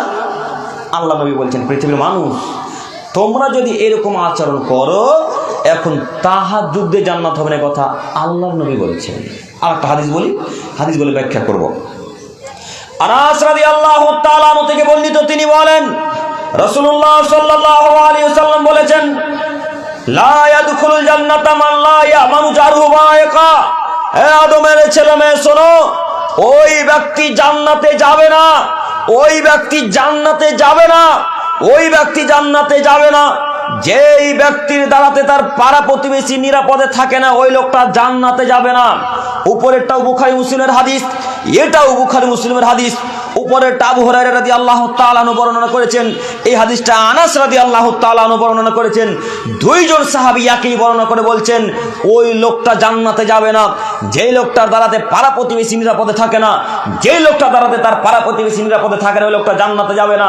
একটু আমার দিকে লক্ষ্য করেন, আপনাকে এবার বলি, কি হিসেবে আপনি পাড়া প্রতিবেশীকে গালি দিতে পারেন? কখনো পাড়া প্রতিবেশী গালি দিতে পাবেন না। এই জন্য শতদিন বক্তব্যের মাঝে বলেছি, যদি চাচাতো ভাই 2-3 থাপ্পড় গালে লাগিয়ে দেয়, তো তাকে 1 থাপ্পড় মারার চেষ্টা করিয়েন না। কেন বলেন তো দেখি? যদি আপনার চাচাতো ভাই ঝগড়া লাগার কারণে 2 থাপ্পড় গালে মেরে দেয়, তাকে 1 থাপ্পড় মারার চেষ্টা করিয়েন না। কেন বলেন তো দেখি? উপরে নেকি লেখা হয়ে গেছে। নেকি এখন কোথায় লেখা হয়ে গেছে বলেন দেখি একবার? উপরে। এই নেকি কিন্তু এখন আল্লাহর কাছে পাবেন। আর 2 থাপ্পড় চাচাতো ভাই মেরেছে, এখন যদি তাকে 1 থাপ্পড় মারার চেষ্টা করেন, মারতে পারেননি, এটা আপনার চাচাতো ভাই, আমাদেরকে তাকান, আমাদেরকে তাকান, এটা চাচাতো ভাই, মারার চেষ্টা করেছেন, মারতে পারেননি, শুধু হাত তুলেছেন এইভাবে। এখন এই 2 থাপ্পড় মারার পরিবর্তে যে ফেরেশতারা নেকি লিখেছিলেন, এই নেকিটাকে এখন আল্লাহ তাআলা কি করবেন? কি করবেন? কেটে দিবেন। তার মানে মার খেয়েও লস, না মারতে পেরেও লস, তাই না? তার মানে যদি কেউ আপনাকে 1 থাপ্পড় মেরে দেয়, তো তাকে মারার চেষ্টা করিয়েন না। এই জন্য শতদিন বলেছি, কেউ যদি গালি দিয়ে বসে, তার পাল্টা গালি দিতে যাবেন না। কেউ যদি আপনাকে অমুকের বাচ্চা অমুক, তমুকের বাচ্চা তমুক, অমুকের বাচ্চা অমুক যদি বলে গালি দেয়, তাকে পাল্টা গালি দেওয়ার চেষ্টা করিয়েন না। নেকি কোথায় লেখা হয়ে গেছে? এখন উপরে। এখন যদি গালি দেওয়ার পরিবর্তে আপনি তাকে শুধু এইভাবে বলেন, তুইও অমুকের বেটা, শুধু এই বাক্যটা যদি ইউজ করে দেন, ব্যবহার করে ফেলেন, বুঝতে পারছি? বুঝতে পেরেছেন না? আলহামদুলিল্লাহ। রাসূলুল্লাহ সাল্লাল্লাহু আলাইহি ওয়াসাল্লাম বলেছেন, আবু হুরায়রা রাদিয়াল্লাহু তাআলা আনহু বলেন, আবু বকর সিদ্দিক রাদিয়াল্লাহু তাআলা আনহুকে একজন মানুষ গালি দিচ্ছেন, ওই পাশে বসে আছেন আল্লাহর নবী, পাশে দাঁড়িয়ে আছেন আবু বকর, পাশে দাঁড়িয়ে আছেন আবু হুরায়রা, 3 জন মানুষ। আর একটা মানুষ যে গালি দিচ্ছে, ওই লোকটা বকর আল্লাহ রাসূলের কে বলেন তো দেখি? কে? শ্বশুর। জাযাকাল্লাহু খাইরান। কে বললো? আপনি না? আল্লাহ আপনার ইলমে বারাকা দান করুন, সকলে বলে আমিন। তো আল্লাহ রাসূলের শ্বশুর গালি দিতে শুরু করলেন, তখন আবু বকর সহ্য করতে না পেরে ও একটা গালি দিয়ে বসলো, ও কিছু একটা বলে বসলো, যে তুই অমুকের বাচ্চা বা কিছু একটা বলে বসলো, যে কোনো একটা বাক্য বলে বসলো। যেমনই গালি দেওয়া, তেমনই রাসূলুল্লাহ সাল্লাল্লাহু আলাইহি ওয়াসাল্লাম লাফ দিয়ে উঠে সেখান থেকে পাল্টা দূরে সরে চলে গেলেন। সঙ্গে সঙ্গে দূরে সরে চলে গেলেন। দূরে সরে যাওয়া যেমনই তেমনি আবু বকরের মাথা খারাপ। কি ব্যাপার, এতক্ষণ আল্লাহ রসুল হাসছিলেন, আমি যেমনি গালি দিলাম তেমনি চলে গেল মানে? আল্লাহ রসুলের কাছে গেলেন, আল্লাহ রসুলকে জিজ্ঞাসা করেছেন, আল্লাহ নবী কি ব্যাপার? ওই লোকটা গালি দিচ্ছিল, তখন তো মুচকি মুচকি হাসছিলেন আর আমার দিকে তাকাচ্ছিলেন, মুচকি মুচকি হাসছিলেন আর আমার দিকে তাকাচ্ছিলেন, আমি যেমনই গালি দিয়েছি আমার কাছ থেকে আপনি চলে এলেন কেন রাগ করে? তখন আল্লাহ নবী আবু বকর রাদিয়াল্লাহু তাআলা আনহু বলছেন, আবু বকর শোনো, তোমাকে যখন ওই লোকটা গালি দিচ্ছিল তখন তোমার পক্ষ থেকে একজন ফেরেশতা নেকি লিখছিল। আল্লাহু আকবার, সবাই বলি আল্লাহু আকবার। আবু বকর শোনো, তোমাকে যখন ওই লোকটা গালি দিচ্ছিল তখন তোমার পক্ষ থেকে একটা ফেরেশতা উত্তর দিচ্ছিল। আল্লাহু আকবার। আবু বকর শোনো, তুমি যেমনই গালি ব্যবহার করেছো তেমনই ফেরেশতা চলে গেছে আর শয়তান তোমার কাছে চলে এসেছে। আবু বকর শোনো, যেখানে শয়তান থাকে সেখানে আমি মুহাম্মদ সাল্লাল্লাহু আলাইহি সাল্লাম থাকি না, এই জন্য আবু বকর আমি তোমার কাছ থেকে চলে এসেছি। তখন আবু বকর রাদিয়াল্লাহু তাআলা বুঝতে পেরে বলেন, আচ্ছা আচ্ছা ঠিক আছে, আর জিন্দেগিতে গালি দেবো না। কথা বুঝেননি? আল্লাহ নবী সাল্লাল্লাহু আলাইহি সাল্লামের শ্বশুরকে আল্লাহ নবী এইভাবে উপদেশ দিয়ে বলছেন, আবু বকর গালি দিবেন না। আবু বকর শুনুন, আপনি গালি দিবেন না কখনো। গালি দিলে যে নেকিটা ফেরেশতা মণ্ডলী লিখেছিলেন, এই নেকিটা এখন কি করবেন? কেটে দিবেন। আমি বুঝাতে পারলাম? তাহলে পাড়া প্রতিবেশী যদি 2-3 জুতা মারে, 2-3 থাপ্পড় মেরে দেয়, তাহলে এক থাপ্পড় তাকে মারার চেষ্টা করবো না ইনশাআল্লাহ। ধৈর্য ধারণ করেন, জান্নাত হবে। ধৈর্য ধারণ করেন, জান্নাত হবে। মহান আল্লাহ তাআলা বলেন, ইন্নাল্লাহা মা'আস সাবিরিন, আদমের ছেলে মেয়ে, তোমাদের মধ্যে যারা ধৈর্যশীল মানুষ, তোমাদের মধ্যে যারা ধৈর্যশীল নারী, তাদের সাথে আমি আল্লাহ সুবহানাহু ওয়া তাআলা আছি। আমি আল্লাহ তাদেরকে জান্নাতুল ফেরদাউস দান করব। সকলে বলি আলহামদুলিল্লাহ। অতএব আমার প্রিয় দিনী ভাই, আপনাদের উদ্দেশ্যে আমি অনেকক্ষণ ধরে কথা বলছি। আরও কথা যে আপনি কখনো পাড়া প্রতিবেশীকে গালি দিতে পাবেন না। এইবার মুরব্বী সাহেবের কথাতে আসি আর আপনার স্ত্রীর কথাতে আসি। আপনি আর আপনার স্ত্রী দিন রাত সালাত আদায় করেন, দিন রাত তাহাজ্জুদ পড়েন, দিন রাত তাসবিহ আর জিকির আজগার করেন, শুধু জিকির আজগার করতে অনেক জিকির আজগার করেন, কিন্তু পাড়া প্রতিবেশীকে গালি দেন। এই লোকটার, এই মহিলাটা এখন জান্নাতে যাবে না জাহান্নামে যাবে? জাহান্নামে যাবে। আব্দুল করিম ভাই, প্রমাণ আছে তো? প্রমাণ আছে তো? এত বড় কথা বলছেন ডাইরেক্ট জাহান্নামে যাবে, প্রমাণ আছে তো? জি, প্রমাণ আমার কাছে আছে, প্রমাণ আমার কাছে আছে। আমি আব্দুল করিম ইসলাম বলছি, প্রমাণ আমার কাছে আছে। দেখেন আমি প্রমাণ দিচ্ছি।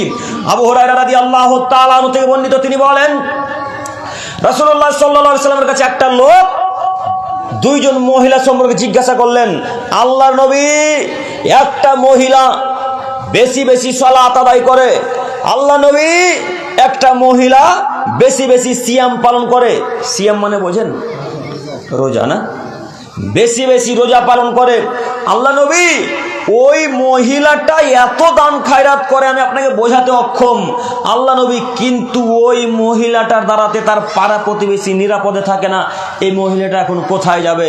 তখন মুহাম্মদ সাল্লাল্লাহু আলাইহি সাল্লাম বললেন, হিয়া ফিন্নার, সে মহিলা জাহান্নামে যাবে। তারপরে আর একটা লোক ওই প্রশ্নে আবার করছেন, আল্লাহ নবী, আর একটা পাশে বাড়িতে মহিলা আছে যে কম কম সালাত আদায় করে। কম কম সালাত মানে শুধু 5 ওয়াক্ত সালাত আদায় করে, ও তাহাজ্জুদের সালাত আদায় করে না, নফল সালাত আদায় করে না, সুন্নাত আদায় করে না ও।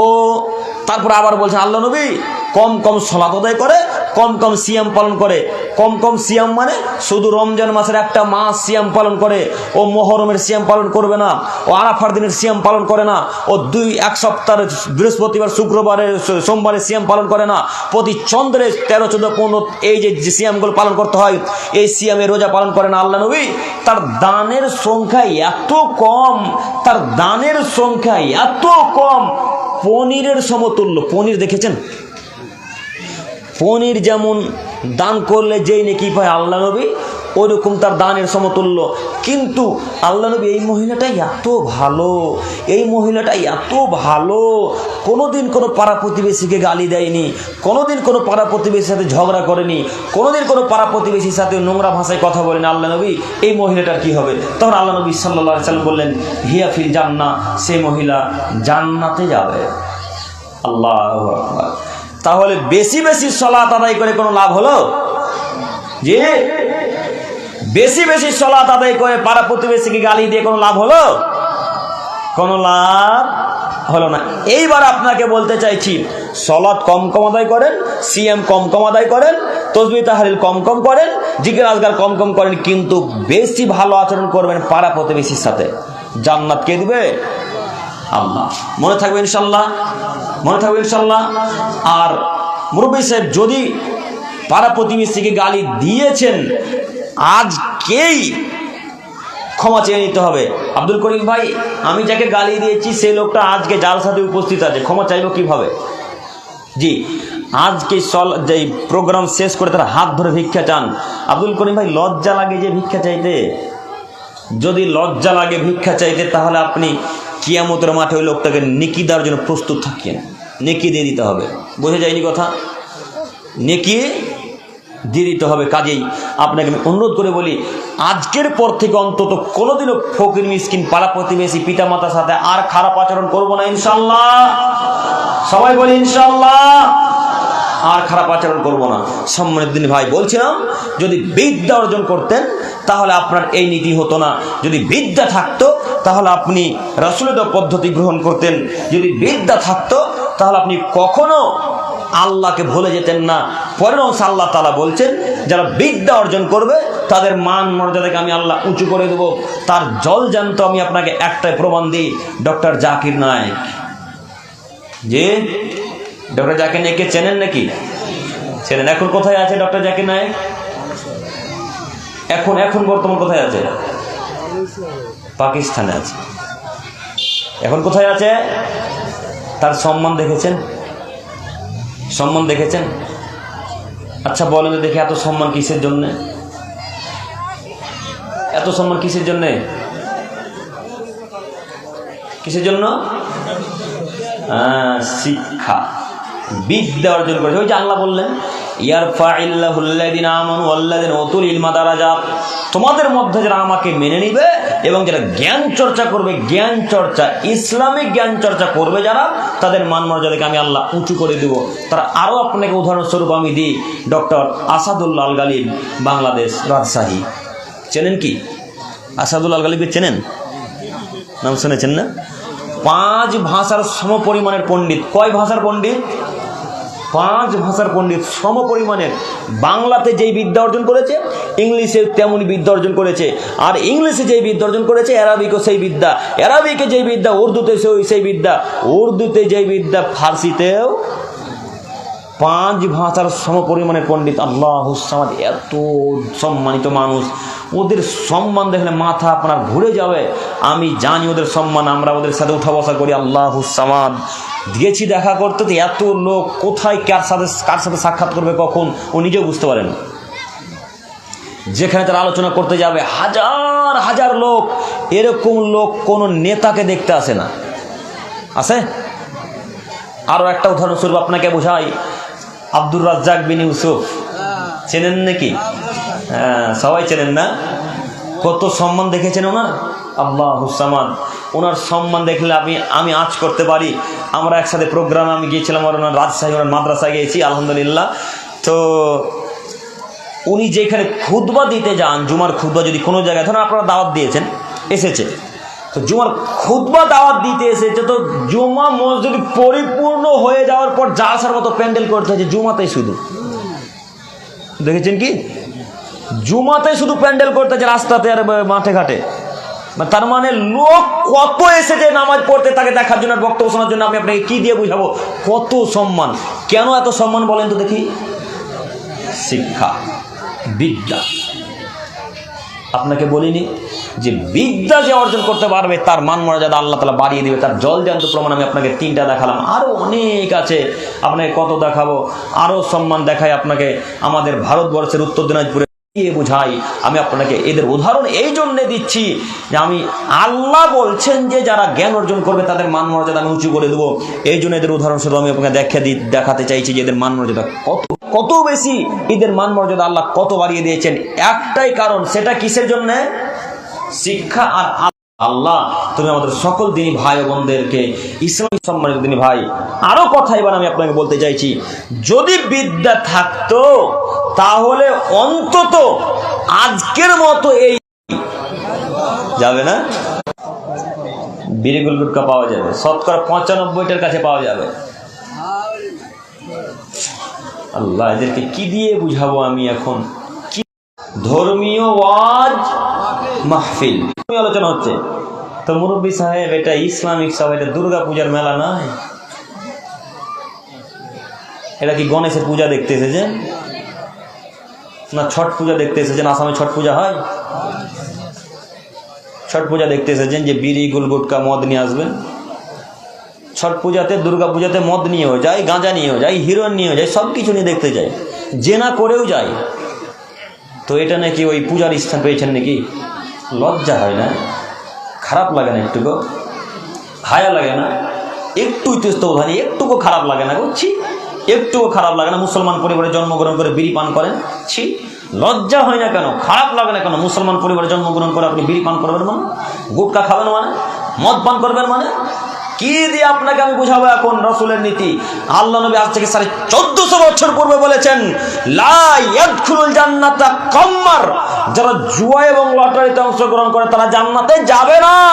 লা ইয়াদখুলুল জান্নাতা মুদমিনু খামর, যারা নেশাদার দ্রব্য খাই পান করে তারা জান্নাতে যাবে না। যারা নেশাদার দ্রব্য খাই পান করে তারা জান্নাতে যাবে না। একটা হাদিস, আর একটা হাদিস বলে আমি আপনাকে দুইটা হাদিসের ব্যাখ্যা একসাথে শোনাই। আম্মার ইবনে ইয়াসার রাদিয়াল্লাহু তাআলা আনহু থেকে বর্ণিত, তিনি বলেন রাসূল সাল্লাল্লাহু আলাইহি সাল্লাম বলেছেন, সালাসাতু লা ইয়াদখুলুনাল জান্নাতা আবাদা, তিন শ্রেণীর মানুষ জান্নাতে যাবে না, যাবেই না। তিন শ্রেণীর মানুষ জান্নাতে যাবে না, যাবেই না। তিন শ্রেণীর মানুষ জান্নাতে যাবে না, যাবেই না। এক, মুদমিনুল খামর, যারা বিড়ি গুল গুটকা গাঁজা হিরোইন ইয়াবা তিরঙ্গা জর্দা সিগারেট খৈনি খাই পান করে যারা, জান্নাতে যাবে না তারা। বিড়ি গুল গুটকা গাঁজা হিরোইন ইয়াবা তিরঙ্গা জর্দা সিগারেট খৈনি খাই পান করে যারা, জান্নাতে যাবে না তারা। এই আইন আজকে পাস হয়নি, আইন আজ থেকে 1400 বছর আগে পাস হয়েছে। আজ ওই হাদিস নাসাই মিসকাতে পড়ে আছে, আজ ওই হাদিস নাসাই এবং মিসকাতে পড়ে আছে। মুরব্বী সাহেব আপনাকে বলছি, বিড়ি গুল গুটকার মুখে লাথি মেরে চূর্ণ বিচূর্ণ করে দিতে হবে। বিড়ি গুল গুটকার মুখে লাথি মেরে চূর্ণ বিচূর্ণ করে দিতে হবে। এমন কোন মায়ের বেটার মুখে ক্ষমতা আছে বলতে পারে বিড়ি খাওয়া যায়? এমন কোন মায়ের বেটা বলতে পারে গুল খাওয়া যায়? ওকে আসামে কামরূপ জেলাতে যদি কবর না দিয়ে চলে যায় কোন হাদিস দিয়ে, কে বলেছে জায়েজ? জি না, অসম্ভব হতে পারে না। আল্লাহ বলছেন মুহাম্মদ সাল্লাল্লাহু আলাইহি সাল্লামকে, মুহাম্মদ কুল, আপনি সারা পৃথিবীর মানুষকে বলেন, ফিহিমা ইসমুন কাবীর, এই দুটিতে বড় পাপ হয়। মুহাম্মদ, আপনাকে সারা পৃথিবীর মানুষ জিজ্ঞাসা করবে, ইয়াসআলুনাকা আনিল খামরি ওয়াল মাইসির, মদ এবং জুয়া সম্পর্কে। মুহাম্মদ সাল্লাল্লাহু আলাইহি সাল্লাম, সারা পৃথিবীর মানুষ আপনাকে জিজ্ঞাসা করবে মদ এবং জুয়া সম্পর্কে, তখন আপনি বলেন ফিহিমা ইসমুন কাবীর, এই দুটিতে বড় পাপ হয়, এই দুটিতে বড় পাপ হয়। এই মদ গাঁজা বিড়ি গুল গুটকা গাঁজা হিরোইন ইয়াবা তিরঙ্গা জর্দা সিগারেট খৈনি ইয়াবা ইয়ালা যত নেশাদার দ্রব্য খাই পান করবে যারা, এরা বড় পাপী। কথা কে বলছেন? আল্লাহ বলছেন।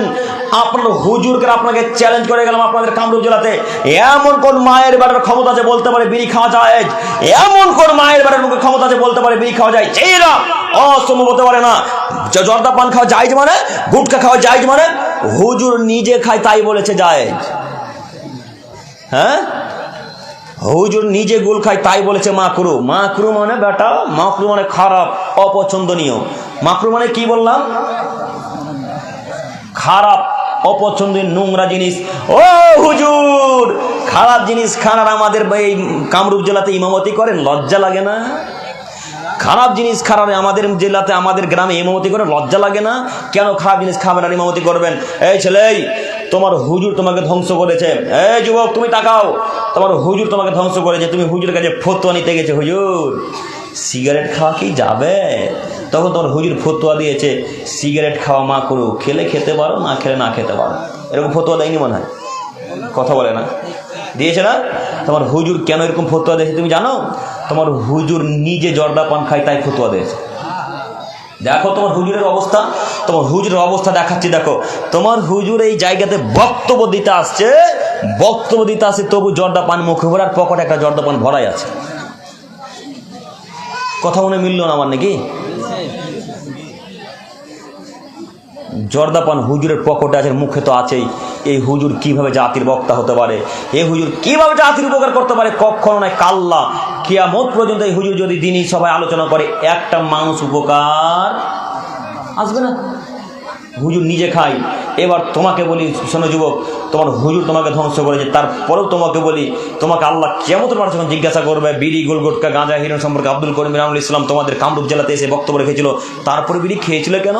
তখন তুমি বলবে আমি জানতাম না। তখন আল্লাহ তোমাকে কাদারদা, মিথ্যা কথা বলছো, তুমি জানতে না মানে? আব্দুল করিম বলেনি এমন কোন মায়ের বাড়ির বুকে ক্ষমতা আছে বলতে পারে বিড়ি খাওয়া যায়?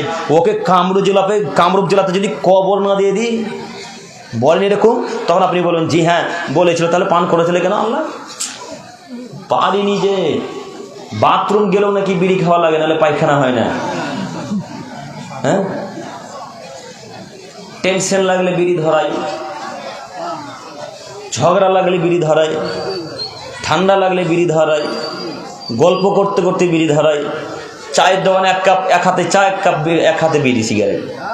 ও কত বড় নিকৃষ্ট মানুষ দেখেন, চাও খাচ্ছে একসঙ্গে, বিড়িও পান করছে একসাথে। ও কত বড় বেহায়ার বাচ্চা, বেহায়া। করে কি কামরূপ জেলাতে? আবার ওকে জিজ্ঞাসা করে, এটা বলছে ফ্যাশন। দেখেন বলে এটা স্টাইল, এক হাতে সিগারেট এক হাতে চা, এটা স্টাইল, এটা স্টাইল। বেটা স্টাইল তুমি মরে দেখো কবরে কিভাবে মন কান্না করে বাটাম নিয়ে দাঁড়িয়ে, তোমার বাটাম না ফাটিয়ে দেয় তোমার। তুমি মরে দেখো কবরে মন কান্না করে এভাবে স্টাইল করে দাঁড়িয়ে থাকবে, বাটাম নিয়ে, তো বাটাম ফাটিয়ে দিবে একবার তোমার। স্টাইল তুমি বলো মানে? স্টাইল কাকে বলে? স্টাইল কোনটা? রাসূল সাল্লাল্লাহু আলাইহি ওয়াসাল্লাম যেটা দিয়েছেন সেটাই স্টাইল, সেটাই আদর্শ, সেটাই ফ্যাশন। তুমি রাসূলের বিরুদ্ধে একটা কাজকর্ম করলে সেটাই হবে জাহান্নামে যাওয়ার কাজ। কথা বলতে পারলাম না মনে হয়? তাই আমার যুবক ভাইরা, তোমাদেরকে আমি আবারও বলি, আজকের পর থেকে বিড়ি আর সিগারেট খাবো না ইনশাআল্লাহ। খাবো? সম্মানিত মুরব্বী সাহেব, আপনি আমার আব্বুর মতো, আপনি আমার দাদুর মতো, আপনি আমার চাচার মতো, আপনাকে উদ্দেশ্য করে বলি, আজকের পর থেকে জিন্দেগি তার গুলে মুখ দিব না ইনশাআল্লাহ। পারবো কি? পারবো? কথা বলেন না, কথা বলেন না কেন? মানে গুল ছাড়বেন না নাকি? না, যা বলছেন বলেন, গুল ছাড়া যাবে না। হ্যাঁ, ফজরের রক্তে সালাত আদায় করবেন, তাও গুল মাজতে মাজতে মসজিদে আসছেন। আছে কি মসজিদে গুল নিয়ে আসেন? আমার আপনাদের আশ্চর্য বিষয়, হারাম জিনিসকে মসজিদে নিয়ে চলে আসছেন, লজ্জা হয় না? আল্লাহ নবী বলছেন, আদমের ছেলে মেয়ে, তোমরা কাঁচা পেঁয়াজ কাঁচা রসুন খেয়ে মসজিদে এসো না। কাঁচা পেঁয়াজ কাঁচা রসুন খেয়ে মসজিদে এসো না। আচ্ছা বলেন তো দেখি, কাঁচা পেঁয়াজ আর কাঁচা রসুন হালাল না হারাম? কি হালাল? হালাল, হালাল। হালাল জিনিস খেয়ে আল্লাহ রসুল মসজিদে আসতে নিষেধ করেছে, কিসের জন্য বলেন তো দেখি? গন্ধ বেরোবে এই জন্য, গন্ধে। তো হারাম জিনিস কিভাবে আপনি মাজতে মাজতে মাজতে মাজতে মসজিদে এসে ওযুখানাতে ওই যত অবশিষ্ট যেটা মাল টিকে যাচ্ছে, যে থেকে যে ওটা রেখে দিচ্ছেন, তারপর ওযু করে মসজিদে ঢুকছেন, আপনি মনে করছেন সালাত কবুল হবে নাকি? সালাত কবুল হবে? জি না,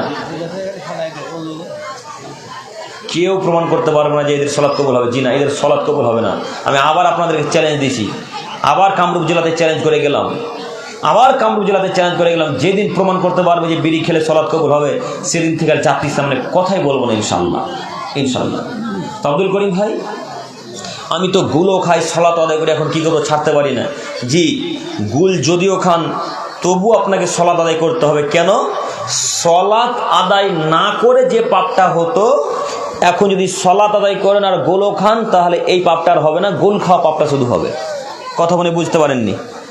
কথা বুঝতে পেরেছেন কি আপনারা? একটা মানুষ সালাত আদায় করে, গুলও পান করে, কিন্তু একটা মানুষ সালাত আদায় করে না কিন্তু গুল খায়। গুল গুল বুঝেননি? শিকড়, গুটকা, রজনী, তিরাঙ্গা, এগুলো সব। তো একটা মানুষ গুটকা খাচ্ছে এবং সালাত আদায় করছে, তো এই লোকটার সালাত কিন্তু কবুল হবে না। কিন্তু সালাত না আদায় করে যে পাপটা হতো, এই পাপটা তার হবে না। কথা বোঝা গেছে কি? এই পাপটা হবে না, কিন্তু সালাত কবুল হবে না। এটা 100তে 100, কেউ ফতোয়া উল্টাতে পারবে না ইনশাআল্লাহ, কেউ পারবে না। আপনার হুজুরকে চ্যালেঞ্জ দিয়েছি, হুজুর চ্যালেঞ্জ অ্যাকসেপ্ট করে না কেন? হুজুরকে বলেছি, হুজুর জর্দা পান যেদিন ত্যাগ করতে পারবেন সেই দিন আপনি বক্তব্য দিতে আসছেন জাতির সামনে, তার আগে বক্তব্য দিতে আসছেন না। কেন বক্তব্য দিতে আসছেন? ওই হুজুরদের জাতির উপকার হবে আপনি মনে করছেন? হবে গো? হবে না ইনশাআল্লাহ। আপনাকে আমি আবার অনুরোধ করে বলছি, এরকম হুজুরকে দাওয়াত দেবেন না, এরকম হুজুরকে মসজিদে রাখবেন। আশ্চর্যের বিষয়, আপনাদের কামরূপ জেলাতে একবারে কঠোর আহলে হাদিস পন্থী এলাকাতে গোল খাওয়া গোলখোর ইমাম সাহেব কিভাবে ইমামতি করে গো? হ্যাঁ, গোলখোর ইমামতি কিভাবে করে? আমাদের মসজিদে 5 বছর তো বহুদূরের কথা, আরে 5 সেকেন্ড থাকতে পাবেন ইনশাআল্লাহ, 5 সেকেন্ড। আর আপনাদের মসজিদে 5 বছর ধরে ইমামতি করছে, গোলখোর ইমামতি করছে, গোলখোর ইমাম সাহেব করছে, কেন নিষেধ করতে পারেন না? একটা কথা, ইমাম সাহেব জি, গোল ছাড়তে পারলে আজকে কামরূপে থাকতে পাবেন, গোল যদি না ছাড়তে পারেন বেডিং গুটিয়ে বাড়ি চলে যান। বলতে পারবেন না মনে হয়? বলবেন কি করে? যে দায়িত্বশীল সেও যে গুল খায়, হ্যাঁ, যে দায়িত্বশীল সেও যে সিগারেট পান করে, সেও যে বিড়ি পান করে, তো কে কি বলবে? হুজুর তাই তো মৌকা পেয়েছে, আরে সিগারেট সভাপতি যদি গুল খায় তো আমিও খাচ্ছি, সভাপতি বিড়ি খাচ্ছে আমিও খাচ্ছি, তো হুজুর আর ও বলছে এরকম করে চলবি কতদিন? না তো গোলে মালে যায় যতদিন, গোলেমালে যায়। একটা বাংলাতে প্রবাদ বাক্য আছে, আমাদের হেড শিক্ষক বলতেন, আমরা যখন পড়তাম তখন তিনি বলতেন যে শাশুড়ি যদি দাঁড়িয়ে পেচ্ছাপ করে তাহলে বৌমারা ঘুরে ঘুরে পেচ্ছাপ করবে। শুনেছেন কি? কথা বুঝতে পারেননি না? কথা বুঝতে পেরেছেন কি? শাশুড়ি যদি দাঁড়িয়ে পেচ্ছাপ করে আর যদি বৌমাতে দেখে নেয় যে আমার শাশুড়ি দাঁড়িয়ে পেচ্ছাপ করেছে, তাহলে পরের দিন সকালে তার বৌমা ঘুরে ঘুরে পেচ্ছাপ করবে, ঘুরে ঘুরে। কথাটার মর্ম বুঝতে পারলেন কিছু? যদি সর্দার সিগারেট খায় তো ইমাম সাহেব তো খাবেই। সর্দার যদি সিগারেট খায়, বিড়ি খায়, তাহলে ইমাম সাহেব তো মদও খেতে পারে, কেউ বাধা দিতে পারবে না। যখনই সর্দার বাধা দিতে যাবে তখনই ইমাম সাহেব সর্দারকে বলবে, ও সর্দার সাহেব আপনিও যে সিগারেট খাচ্ছেন। তাই এ ওকে বলতে পারেন, ও একে বলতে পারেন। তাই বলছে এরকম করে চলবি কতদিন? তো গোলে মালে যায় যতদিন, চল এইভাবে চলবে। যখন গ্রামের মানুষ চেঞ্জ করবে, সভাপতি, ক্যাশিয়ার, গ্রাম্য ইমাম সাহেব, সেদিন চেঞ্জ হবে, তার আগে চেঞ্জ হবে না। কথা বোঝাতে পেরেছি আমি? তাহলে আজকের এই আলোচনা, সারমর্ম আলোচনা কি বুঝতে পারলেন? বিড়িগুল গুটকা হালাল না হারাম বুঝতে পারলেন? হারাম। আজকের পর থেকে আর পকেটে বা মুখে থাকবে ইনশাল্লাহ? হ্যাঁ, থাকবে না ইনশাল্লাহ? ইনশাল্লাহ। আল্লাহ তুমি সকলকে কবুল করো।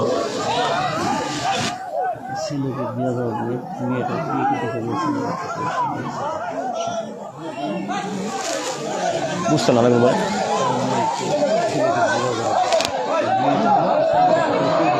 ও দেখতে হবে কি হয়েছে ওখানে, কি হয়েছে। আপনারা উঠে যাচ্ছেন কেন?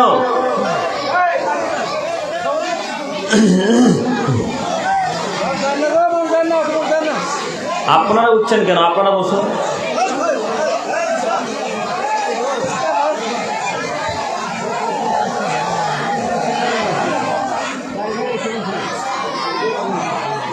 কি হয়েছে?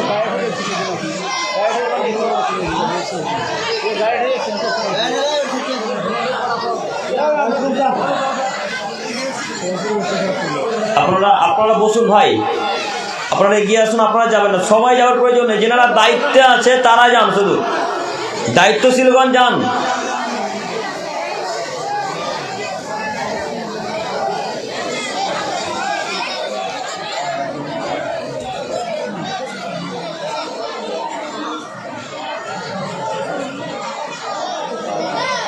কটা বাজছে সময়? অনেক সময় হয়ে গেছে গো, শেষ করবো, এবার শেষ করবো।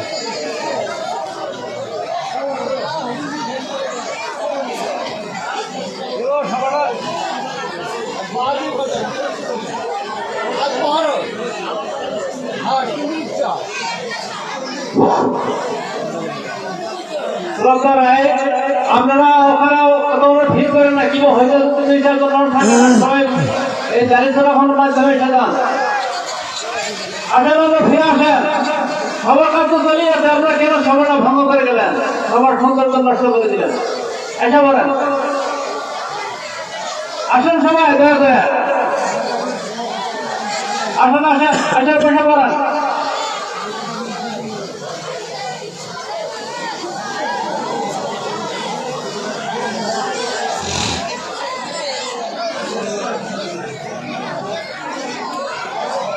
আসেন সব বসে পড়েন।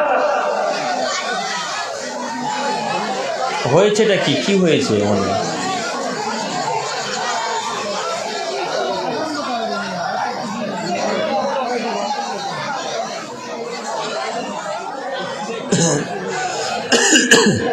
আসেন বাবা রাইট রাইট পড়েন। গরম পানি আছে গরম পানি আছে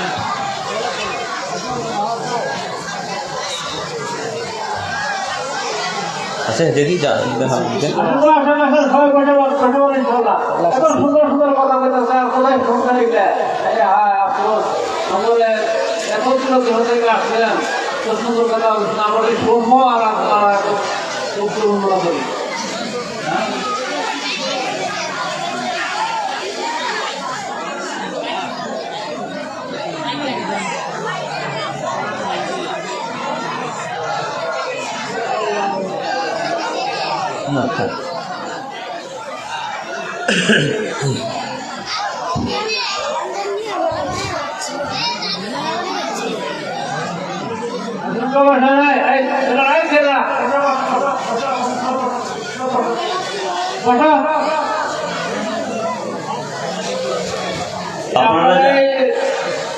বাবা যারা ভলান্টিয়ার আছেন, ভলান্টিয়াররা কোথায় আছেন? এই মানুষগুলো দাঁড়িয়ে আছে, তাদেরকে পাঠাই দেন, আর ওখান থেকে মানুষগুলো এই সভাস্থলে পাঠাই দেন।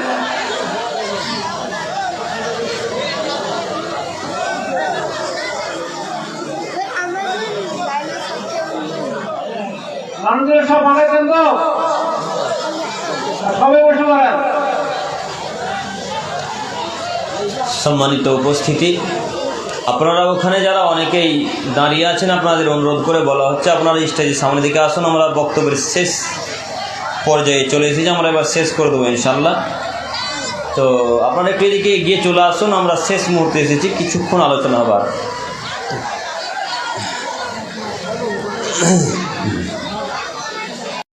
এই নোংরা খাদ্য থেকে, নোংরা পথ থেকে বিরত থাকার তৌফিক দান করেন, সকলে বলি আমিন আমিন। তো সম্মানিত, শিক্ষা শিক্ষা অতীব গুরুত্বপূর্ণ একটি অংশ আমরা আলোচনা করছিলাম। যাই হোক, লা ইলাহা ইল্লাল্লাহ, যে আল্লাহ ব্যতীত কোনো মাবুদ নেই, এটা আগে আপনি জানুন। আস্তাগফির লিযামবিক, এরপরে ওয়ালিল মুমিনিনা ওয়াল মুমিনাত, এবং আপনি সারা পৃথিবীর মুমিন পুরুষ নারীদের জন্য ভিক্ষা চান।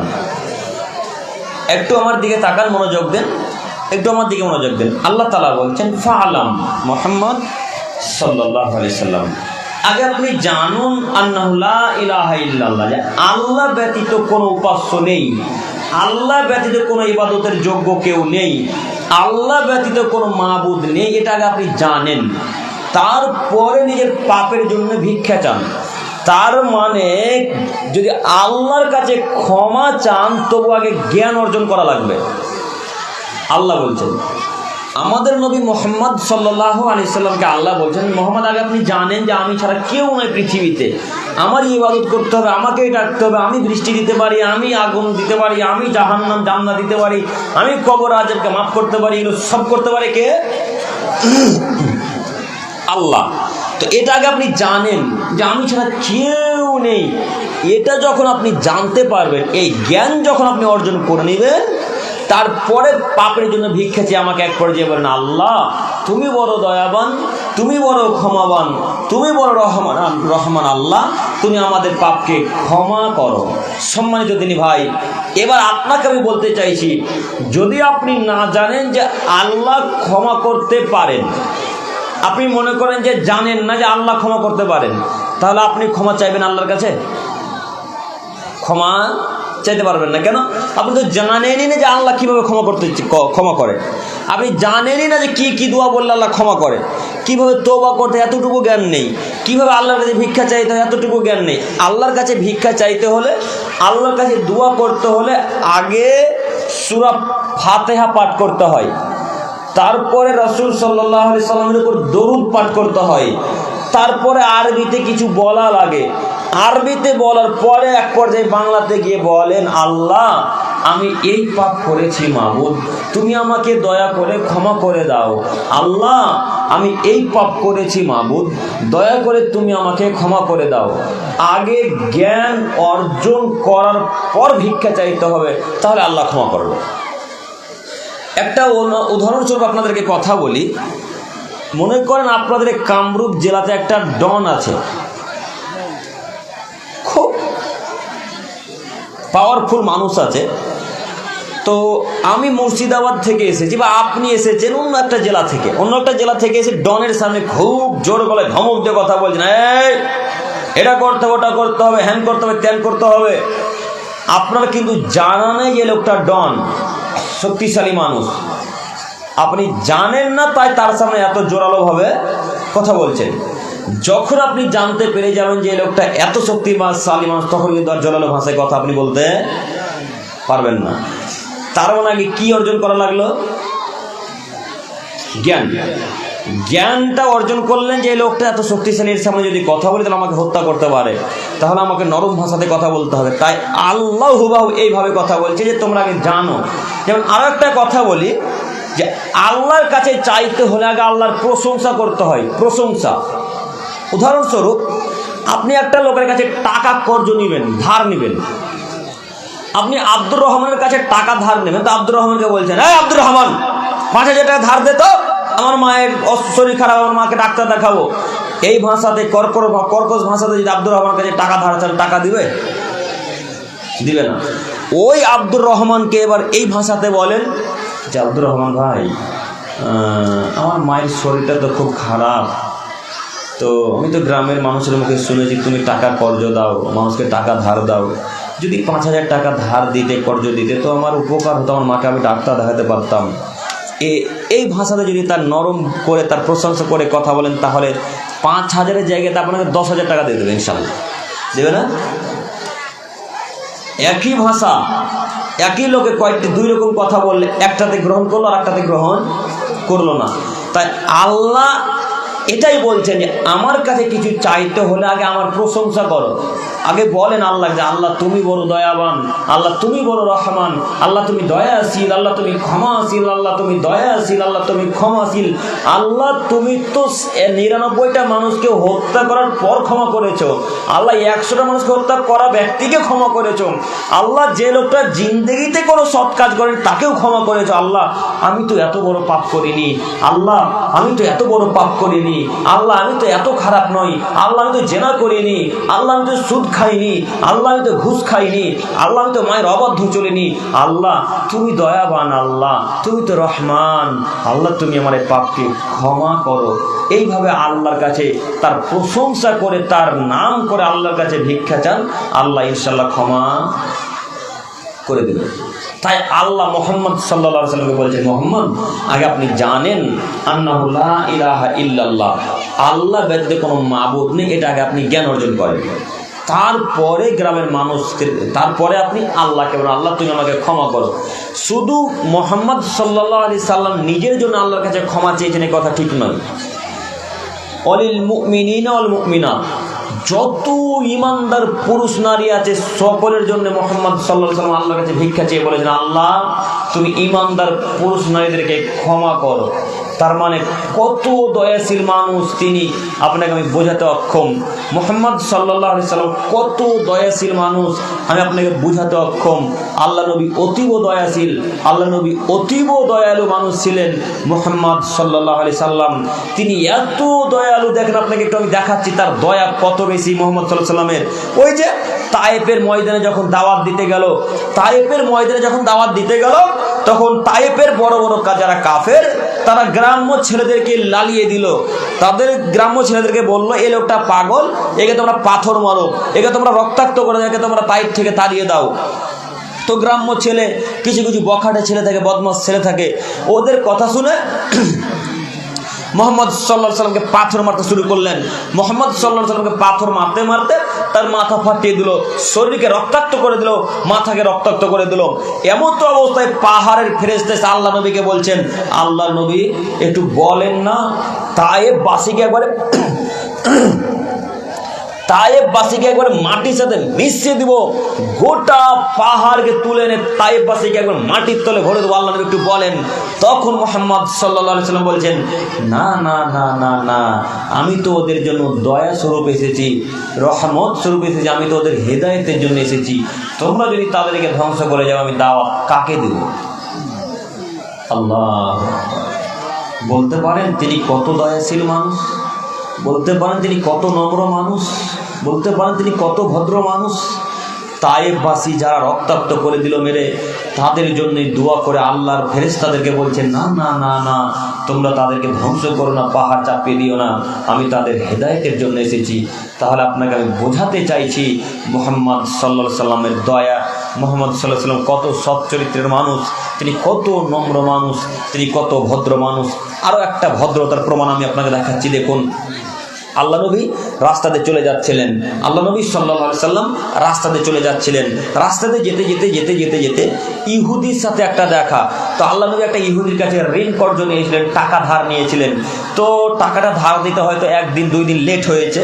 তখন ইহুদির কাছে ছিল একটা গামছা, মনে করেন এরকম একটা গামছা ছিল।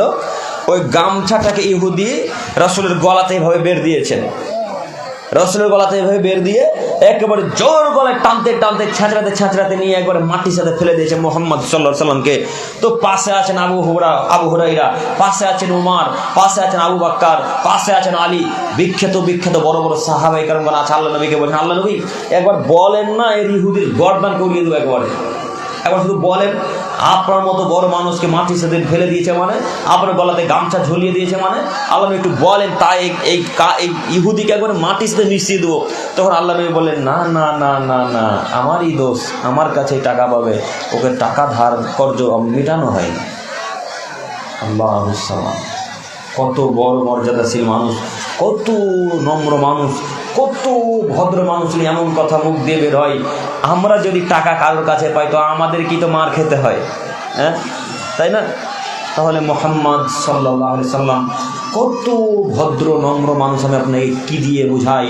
হে আমার প্রিয় দিনী ভাই, এরকম ভদ্র মানুষ আমার আপনার জন্য আল্লাহর কাছে সুপারিশ করবেন।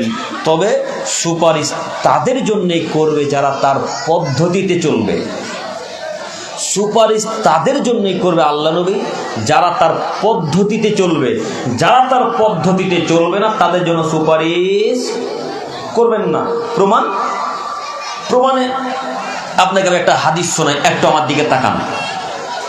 আল্লাহ নবী সাল্লাল্লাহু আলাইহি সাল্লাম যখন হাসরের ময়দানে কিয়ামতের মাঠে মানুষদেরকে পানি পান করাবেন, কিসের পানি পান করাবেন বলেন তো দেখি? যে হাউজে কাউসারের পানি পান করাবেন। তো এই পানি পান করাবেন যত জান্নাতি মানুষ আছে তাদের সকলকে আল্লাহ রাসূল নিজ হাতে পানি পান করাবেন। তো পান করাতে করাতে করাতে করাতে করাতে এক পর্যায়ে একটা লোক আসবে, এক শ্রেণীর লোক আসবে যারা রাসূলের পদ্ধতি অনুযায়ী চলতো না, যারা নিজে মাতব্বরি করেছিল, যারা বেদাত দুনিয়াতে চালু করেছিল, যারা দুনিয়াতে রাসূলের উপরে মাতব্বরি করেছিল, তারা এক পর্যায়ে আসবে। তো আল্লাহ নবী তাদেরকে এইভাবে পানি দিতে যাবে, এমন তো অবস্থায় একজন ফেরেশতা এসে বলবেন, আল্লাহর নবী না না না, ছি ছি ছি ছি ছি ছি ছি ছি ছি ছি ছি ছি ছি, তাদেরকে পানি দিয়েন না, তাদেরকে পানি দিয়েন না, তাদেরকে পানি দিয়েন না আল্লাহ নবী।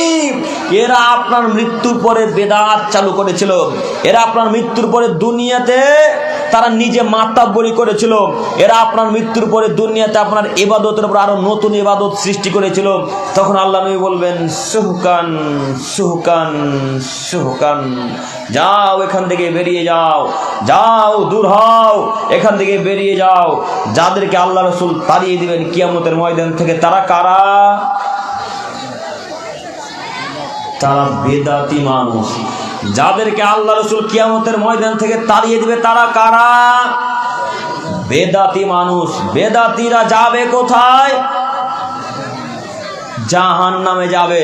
শুনুন একটু আপনাকে এইবার বলি, রাসূলের পদ্ধতিতে চলবে যারা জান্নাতে যাবে তারা, রাসূল সাল্লাল্লাহু আলাইহি সাল্লামের পদ্ধতিতে চলবে এরা জান্নাতে যাবে তারা।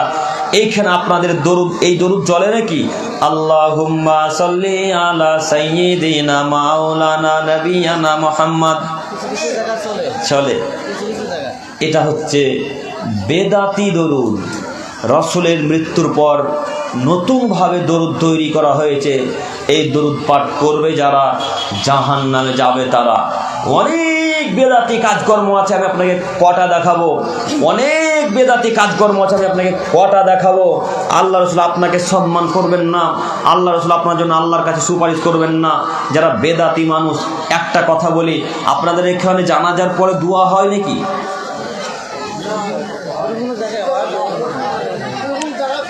কোন জায়গায় হয়, এখানে হয় না। আলহামদুলিল্লাহ, আলহামদুলিল্লাহ।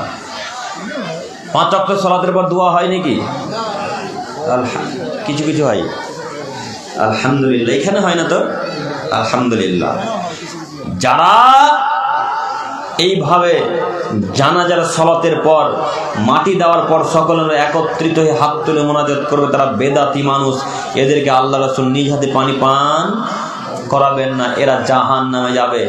হুজুর বারবার করে বলছে সবাই হাত তুলুন, সবাই সূরা ফাতিহা পাঠ করুন, তারপরে সূরা ইখলাস পড়ুন, সূরা ইখলাস 10 বার পড়ুন, সূরা নাস 3 বার পড়ুন, সূরা ফালাক 3 বার পড়ুন, তারপরে মৃত ব্যক্তির জন্য দোয়া করেন। মনে হচ্ছে ধর্মর বাপের ধর্ম, হ্যাঁ, ধর্ম অনুযায়ী বাপের ধর্ম। আল্লাহর নবী বলছেন যে মারা গেল, কবর দেওয়ার পর তার জন্য দোয়া করো। কি দোয়া? আল্লাহুম্মা গফির লাহুম ওয়ারহামহুম, আল্লাহুম্মা গফির লাহুম ওয়ারহামহুম। হে আমার প্রতিপালক, তুমি এই লোকটার উপর দয়া করো, এই লোকটার উপর রহম করো। আল্লাহ তুমি এই লোকটার প্রতি দয়া করো, এই লোকটার প্রতি রহম করো। আবার আল্লাহ বলছেন আল্লাহুম্মা গফির লাহুম ওয়ারহামহুম ওয়া সাব্বিতহু, আল্লাহ তুমি এর উপর দয়া করো, এর উপর রহম করো, তুমি একে কবরের প্রশ্নের আসান করে দাও, এর জন্য প্রশ্ন আসান হয়ে যায়। এই দোয়া কে শিখিয়ে দিলেন? আল্লাহর নবী। আর আপনার হুজুর মাতাব্বরি করে বলছে হাত তোলো, হ্যাঁ। আবার হুজুর কত বড় বেয়াদব, হুজুর মাতাব্বরি করছে আল্লাহ রাসূলের উপর। তার মানে আপনার হুজুর কি রাসূলের চাইতেও বড়? নাউজুবিল্লাহি মিন যালিক। আপনার হুজুর রাসূলের চাইতে বড় যদি কেউ বলে, হুজুর নখের যোগ্যতা রাখে কিনা আল্লাহ রাসূলের? নখের। সম্মানিত মুরব্বী সাহেব, হুজুরের মাতাব্বরি ধর্মে চলবে না। ঠিক রাসূল সাল্লাল্লাহু আলাইহি সাল্লাম যতটুকু করেছেন ততটুকুই করা লাগবে, যতটুকু আল্লাহ নবী করেছেন ততটুকুই করা লাগবে। এর থেকে বেশি যদি করে তবুও জাহান্নামে, এর থেকে সামান্য কম করলেও জাহান্নামে। এবার আপনাকে বলি, বিখ্যাত বেদাত আমাদের ভারত বা ভারতবর্ষ, বাংলাদেশ, পাকিস্তানের বিখ্যাত বেদাত, সেটা কি? ইয়া নবী সালাম আলাইকা, ইয়া রাসূল সালাম আলাইকা, ইয়া হাবিব সালাম আলাইকা। হয় কি? ভারতবর্ষের বিখ্যাত বেদাত। আরো বেদাত দেখাবো বিখ্যাত, একটু দেখাচ্ছি বিখ্যাত বেদাত। আজানের কিছুক্ষণ পরে আপনার মুয়াজ্জিন সাহেব সালাত পড়ছে, এটা নাকি সালাত। সেটা কি? আসসালাতু ওয়াসসালামু আলাইকা ইয়া রাসূলুল্লাহ। শুনেছেন কি? আসসালাতু ওয়াসসালামু আলাইকা ইয়া হাবিবাল্লাহ, আসসালাতু ওয়াসসালামু আলাইকা ইয়া নূরাম মিন নূরিল্লাহ, আসসালাতু ওয়াসসালামু আলাইকা ইয়া রাসূলুল্লাহ। শুনেছেন কি? ভারতবর্ষ, বাংলাদেশ, পাকিস্তানের বিখ্যাত বেদাত। এমন কোন মায়ের বেটার ক্ষমতা আছে বলতে পারে এগুলো রাসূল থেকে প্রমাণিত? এমন কোন মায়ের বেটার ক্ষমতা আছে বলতে পারে এগুলো সাহাবায়ে কেরাম থেকে প্রমাণিত? এমন কোন মায়ের বেটার ক্ষমতা আছে বলতে পারে এগুলো হাদিস থেকে প্রমাণিত? যে বেটা প্রমাণ করতে পারবে সেদিন থেকে জাতির সামনে বক্তব্য তো দিব না, জাতির সামনে আসবই না কোনোদিন ইনশাআল্লাহ। যদি ভুল প্রমাণ করতে না পারেন, হুজুর নীতি পরিবর্তন করেন। জাহান্নাম প্রস্তুত, জাহান্নাম প্রস্তুত, জাহান্নাম প্রস্তুত, যেতে হবে আপনাকে। কেন? আল্লাহ নবী বলছেন মান কাযাবা আলাইয়া মুতাম্মিদান ফালিয়াতাবাওয়া মাকাদাহু মিনান নার।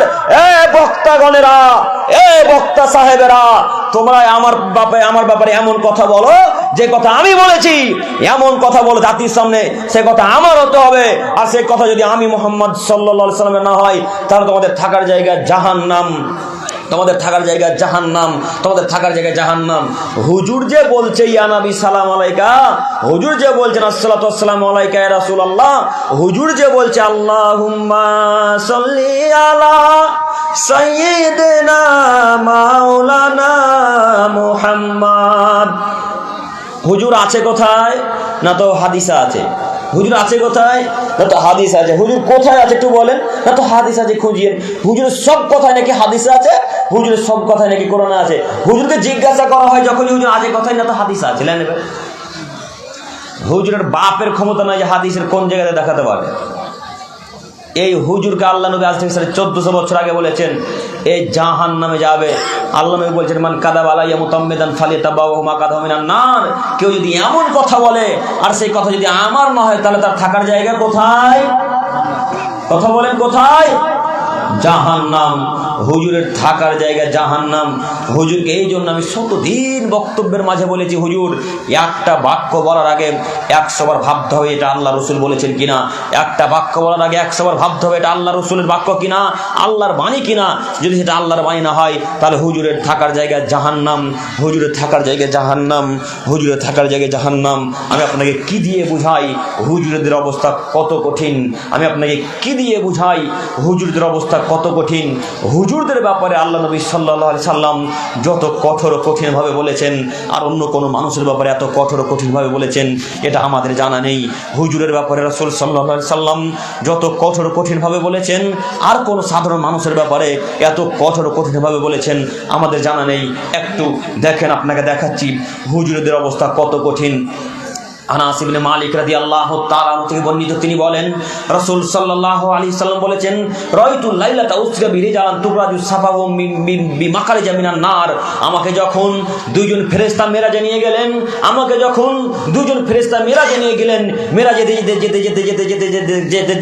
যেতে দেখলাম কিছু লোক আগুনের কাঁচি নিয়ে দাঁড়িয়ে আছে। কিসের কাঁচি বললাম? আগুনের কাঁচি। আগুনের কাঁচি নিয়ে দাঁড়িয়ে আছে। আগুনের কাঁচি নিয়ে নিজের ঠোঁটটাকে এইভাবে ধরে, এইভাবে নিজে নিজে একা একাই ঠোঁটটাকে কেটে ফেলে দিচ্ছে। আল্লাহু আকবার! কত বড় দৃশ্য, কঠিন দৃশ্য, চোখ দিয়ে পানি ঝরঝর করে বেরিয়ে আসে যখন একাই হাদিস পড়ি। আপনাকে বলি, আল্লাহ নবী সাল্লাল্লাহু আলাইহি সাল্লাম বলছেন আমাকে যখন মেরাজে নিয়ে যাওয়া হলো, মেরাজে নিয়ে যাওয়ার পর আমি দেখলাম কিছু লোক আগুনের কাঁচি নিয়ে দাঁড়িয়ে আছে, সে আগুনের কাঁচি দিয়ে নিজের ঠোঁটকে একা একা কেটে ফেলে দিচ্ছে। আমি জিজ্ঞাসা করলাম জিবরাইলকে, জিবরাইল মান হাউলায়ে, এরা কারা? জিবরাইল, এদের অবস্থা এরকম কেন? এরা নিজে নিজে ঠোঁট কাটছে কেন? এরা নিজে নিজে আগুনের কাঁচি দিয়ে ঠোঁটকে কেটে ফেলে দিচ্ছে কেন জিবরাইল? একটু বলো। তখন জিবরাইল আলাইহিস সালাম বলেন আল্লাহ নবী আল খুতাউ মিন উম্মাতিক, এরা আপনার উম্মতের বক্তা মানুষ। আল্লাহ নবী এরা আপনার উম্মতের বক্তা মানুষ।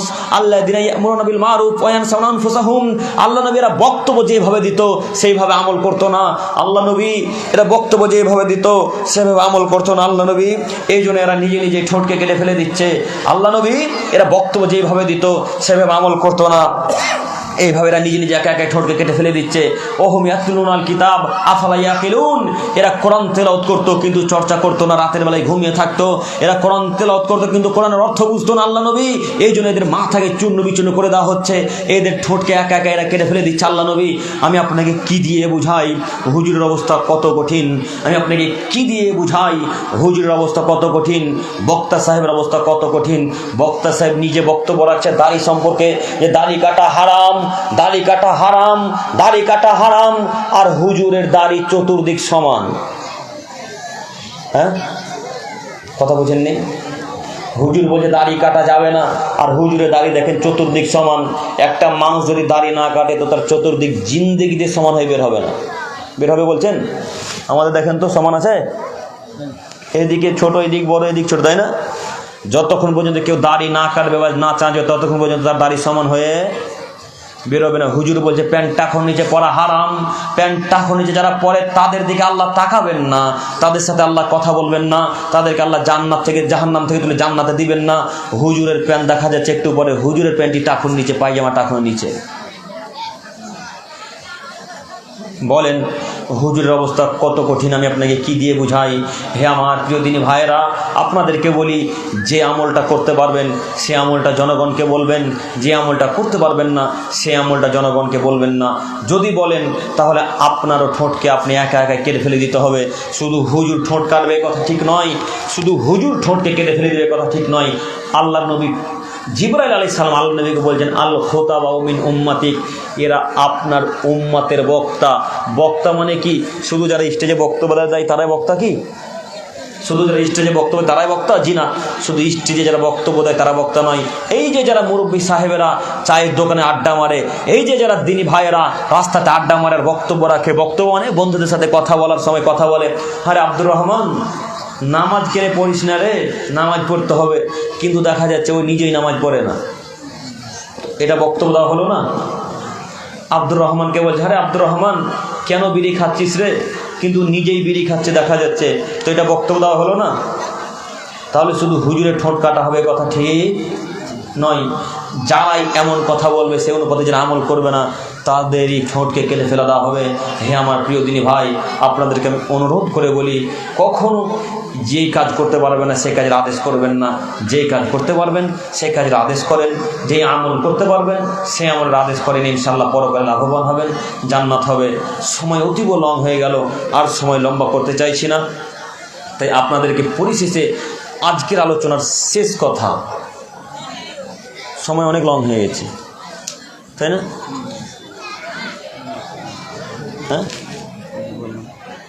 হ্যাঁ উঠে যাচ্ছে।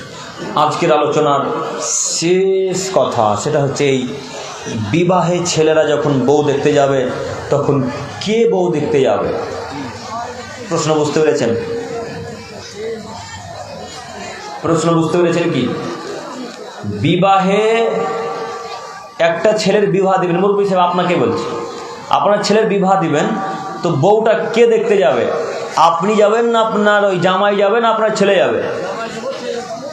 হ্যাঁ হ্যাঁ, জামাই যাবে ছেলেও যাবে, তাই নাকি? জি না, যে বিবাহ করবে সে শুধু দেখতে পারে, সে শুধু দেখবে। কেন বলেন তো দেখি? ভাই আপনাকে বলছি, আপনি বিবাহ করবেন, তো আপনার বাপের জন্য মেয়েটা যেমন, আপনার জন্য মেয়েটা তেমন। কথা বুঝতে পেরেছেন মুরব্বী সাহেব চাচা? আপনার ছেলের বিবাহ দিবেন, এখন বিবাহ হয়ে গেছে কি? এখনো বিবাহ এখনো হয়নি, তার মানে ওই মেয়েটাকে আপনিও বিয়ে করতে পারেন, আপনার বাপও বিয়ে করতে পারে। এখন কথা বুঝতে পারলাম না মনে হয়? ওই মেয়েটাকে এখন আপনিও বিয়ে করতে পারেন, আপনার বাপও বিয়ে করতে পারে। তাহলে আপনার বাপ দেখতে যেতে এখন পাবে না, আপনি দেখতে যাবেন শুধু। তো এই 3 নম্বর শ্রেণীর ছেলেদেরকে আমি কি দিয়ে বুঝাবো? এর বাপ যদি বউ না দেখতে পারে, ওর বন্ধুরা দেখতে পারে? তো এই যে 3 নম্বর শ্রেণীর ছেলেগুলো সবার বন্ধুদেরকে বউ দেখতে নিয়ে যাচ্ছে। কথা ভুল হয়ে গেল মনে হয় নাকি? কামরূপ জেলার মানুষ বন্ধুদেরকে বউ দেখতে নিয়ে যায় না মনে হয়? যায়। এই ছেলেরা শোনো, তোমরা বন্ধুদেরকে বউ দেখতে নিয়ে যাওয়া হারাম। বন্ধুদেরকে তো নিয়ে যাওয়া হারাম, হারাম। নিজের বাপকেও বউ দেখা হারাম। নিজের বাপ দেখতে পারে, নিজের ভাই দেখতে পারে না নিজের বউকে। যে বিবাহ করবে সেই দেখতে পারে, সেই কথা বলতে পারে, সেই শুধু দেখবে, তাছাড়া কেউ দেখতে পারে পৃথিবীতে এমন কোনো মানুষ নেই যে দেখতে পারে। শুধু মহিলা মানুষ ছাড়া, শুধু মহিলা মানুষ ছাড়া পৃথিবীর এমন কোনো মানুষের ক্ষমতা হয়নি যে একজন পরপুরুষের বউ অন্য মানুষ দেখতে পাবে। বন্ধু দেখা হারাম, বিবাহের বউ বন্ধু দেখা হারাম, বাপের বউ দেখা হারাম, চাচাতো ভাইয়ের বউ দেখা হারাম, খালাতো ভাইয়ের বউ দেখা হারাম, ফুফাতো ভাইয়ের বউ দেখা হারাম, দুলা ভাইয়ের বউ দেখা হারাম। এমন ভারতবর্ষের একটা জঘন্য নীতি আছে যে দুলা ভাই যদি না দেখতে যায় তাহলে নাকি বিবাহই হবে না। হ্যাঁ, এত জঘন্য নীতি। মাও বলছে, হ্যাঁ রে বেটা, তোর বহুনুকে যদি তোর বউকে দেখতে না নিয়ে যাস তো তোর বহুনু কেমন কেমন রাগ করে। তো বহুনু বিবাহ করবে মানে আমি করব? হ্যাঁ, বহুনু দেখবে মানে? বহুনুকে তো দিদি দিয়েছি, দিদিকে দেখবে, ও আমার স্ত্রীকে দেখবে কেন? দুলা ভাইয়ের বউ দেখা হারাম। দুলা ভাই বুঝলেন কি? দুলা ভাইয়ের বউ দেখা হারাম, ভাইয়ের বউ দেখা হারাম, চাচাতো ভাইয়ের বউ দেখা হারাম, খালাতো ভাইয়ের বউ দেখা হারাম, নিজের বাপের বউ দেখা হারাম। এমন কোন মায়ের বেটার ক্ষমতা আছে বলতে পারে অন্য কোন পরপুরুষের বউ দেখতে পাবে? বাপ তখন বউকে দেখতে পাবে যখন বেটার বিবাহ হয়ে যাবে। তারপর বিবাহ যখন হয়ে যাবে তখন বাপ বউকে দেখতে পারে, তার আগে বউকে দেখতে পারে না বাপ। যতক্ষণ বিবাহ না হয়েছে ততক্ষণ পর্যন্ত বাপ দেখতে পারে না। কেন? এখন বেটার জন্য মেয়েটা যেমন, বাপের জন্য মেয়েটা তেমন। এখন বাপ বেটা দুজনে বিবাহ করতে পারে, যে আগে বিবাহ করবে পরে আর সে বিবাহ করতে পারবে না। কথা বোঝেননি? আজকের পর থেকে ইনশাআল্লাহ নীতি পরিবর্তন হবে, ইনশাআল্লাহ। ইনশাআল্লাহ বিবাহ দেখা গেল, এবার বিবাহে পণ নেওয়া। কামরূপ জেলাতে কেউ পণ নেয় না, আলহামদুলিল্লাহ।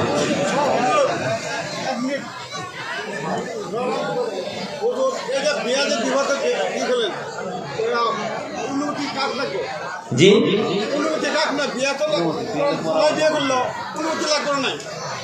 ছেলে চুপেন, আমি বলি ছেলের বিবাহ দিবে বা মেয়ের বিবাহ দিবে, একটু ভালো কথা শ্রবণ করবেন। যদি ছেলে বিবাহ করে তো বাপের অনুমতি লাগবে না, ছেলে নিজেই নিজে গার্জেন। কথা বুঝতে পেরেছেন? ছেলে নিজেই নিজের গার্জেন, কিন্তু মেয়ে নিজে নিজে গার্জেন জিন্দেগিতে হতে পারে না। আল্লাহ নবী বলছেন লা নিকাহা ইল্লা বিওয়ালিদাইন, পিতা ছাড়া, বাপ ছাড়া, দাদা ছাড়া, চাচা ছাড়া বিবাহ হয় না।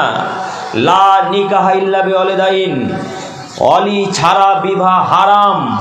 অলি ছাড়া বিবাহ হারাম কাদের ক্ষেত্রে? মহিলাদের ক্ষেত্রে।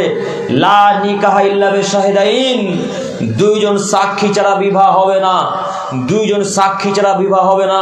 কিন্তু আপনাদের কাজীর খাতাতে 4 জন সাক্ষী লেখা আছে, কেন? ওটা জেনা প্রমাণ করছেন নাকি? কাজীর খাতাতে 4 জন সাক্ষীর সিগনেচার জায়গা করা নাই? 2 জন আছে। যেই কাজের খাতাতে 4 জন সাক্ষীর জায়গা করা আছে, ওই কাগজকে ছিঁড়ে ফেলে দিয়ে টিস্যু পেপার হিসেবে পায়খানা পরিষ্কার করতে হবে। ওই পায়খানা পরিষ্কার করার যোগ্য ওটা 4 জন সাক্ষী কিসে লাগে বলে তো দেখি? জেনা প্রমাণ করতে 4 জন সাক্ষী লাগে। কেউ জেনা করেছে, এখন প্রমাণ করতে 4 জন সাক্ষী লাগবে। কজন? 4 জন। বিবাহতে 2 জন সাক্ষী লাগে। ছেলের বাপ রাজি থাকুক আর না থাকুক, বাপ রাজি থাকুক না থাকুক, ছেলে নিজেই নিজে গার্জেন। তবে যদি বাপের অনুমতি নাই তো ভালো, নেওয়াটা ভালো। তবে যদি বাপ রাজি না থাকে, এমনিতে ছেলে বিবাহ করতে পারে, ছেলের কোনোদিন অলি লাগে না, ছেলে নিজেই নিজেই অলি, ছেলে নিজেই নিজের অলি। এবার বিবাহ পড়াবার সময় কে কাকে বিবাহ পড়াবে এটা মাথাতে রাখবেন। মহিলার কাছে বিবাহ পড়া হারাম, মহিলার কাছে বিবাহ পড়া হারাম, মহিলার কাছে বিবাহ পড়া হারাম। এমন কোন মায়ের বেটা আসামে জন্মগ্রহণ করেছে বলতে পারে মহিলার কাছে বিবাহ পড়া যায়? মহিলার কাছে বিবাহ পড়া হারাম। আবারও বলছি শুনেন, মহিলার কাছে বিবাহ পড়া হারাম। রাসূল সাল্লাল্লাহু আলাইহি সাল্লাম বলছেন মহিলা বিবাহ পড়াবে না মহিলার কাছে। মহিলার শুধু মহিলার বাপ এসে বলবে আমার মেয়ে এত টাকা নগদ, এত টাকা বাকিতে আমার মেয়ে এই বিবাহে রাজি আছে, আমার মেয়ে বিবাহে রাজি আছে। ছেলে বলবেন কাবিল, তো আমি কবুল করলাম, বাস এতটুকুই, ধর্ম শেষ, বিবাহ এতটুকুই শেষ। একবার বলা যথেষ্ট, তবে এই বাক্য 3 বার বলা যায়। একবার বললে যথেষ্ট, তবে বাক্য 3 বার বলা যায় মানুষকে খুশি করার জন্য বা মানুষ শোনার জন্য, তবে একবারই যথেষ্ট। ইমাম সাহেব বলবে এত টাকা নগদ, এত টাকা মোহর, অমুকের মেয়েকে এত টাকা বাকিতে আপনি বিবাহ হিসেবে, বউ হিসেবে কবুল করলেন। তখন বর বলবে, যুবক বলবে কাবিল তুই, জি হ্যাঁ আমি কবুল করলাম, বাস এতটুকুই। মহিলার কাছে বিবাহ পড়া হারাম। আবারও বলছি, মহিলার কাছে বিবাহ পড়া হারাম। আবারও বলছি, মহিলার কাছে বিবাহ পড়া হারাম। আবারও বলছি, যদি কেউ হাদিস পেশ করতে পারেন এখনই পেশ করেন, আমি প্রস্তুত, ক্ষমা চাইতে প্রস্তুত, এখনই বাক্য ঘুরিয়ে নেব। আর যদি প্রমাণ করতে না পারেন তাহলে এখন আমার বাক্যকে গ্রহণ করে নিতে হবে, মেনে নিতে হবে। আমার বাক্য না, রাসূলের বাক্য। তিনি বলছেন মহিলার কাছে বিবাহ পড়া হারাম। মহিলার কাছে বিবাহ পড়াতে যাবে কেন? মহিলার কাছে একজন উকিল যাচ্ছে, উকিল বাপ নাকি লাগে? উকিল বাপ কিসের আবা? উকিল বাপ কিসের আবা? ওর বাপ নাই যে উকিল বাপ লাগবে? ওর বাপ আছে, উকিল বাপ কেন লাগবে? কথা বুঝেননি? উকিল বাপ কেন লাগে? উকিল বাপ কেন? বাপ মানে আসল বাপ থাকলে যথেষ্ট, উকিল বাপ প্রয়োজন নেই। ওই মহিলার কাছে 4 জন সাক্ষীও যায়, কাজী সাহেবও যায়, ইমামও যায়, ওই যত গ্রামের মানুষ সবাই যায়। ও মহিলাটাকে নাকি এখন জেনা, প্রথম থেকে জেনা শুরু। কথা বুঝেননি? মহিলার কাছে বিবাহ আজ থেকে পড়া হবে ইনশাল্লাহ। মহিলার কাছে বিবাহ পড়া যাবে না। যে যা বলছে গোটা দুনিয়া একদিকে হয়ে যাবে, হয়ে যাক, কিন্তু মহিলার কাছে বিবাহ পড়াবো না। মসজিদে রাখতে হলে রাখেন, না রাখতে হলে না রাখেন, বাড়ি চলে যাব। মাথা বিক্রি করে চাকরি করতে এসে নাকি আসামে? হ্যাঁ, মহিলার কাছে বিবাহ পড়াবো মানে যে না, মহিলার কাছে বিবাহ পড়া যাবে না, মহিলার কাছে বিবাহ পড়া হারাম। মিটেছে কথা?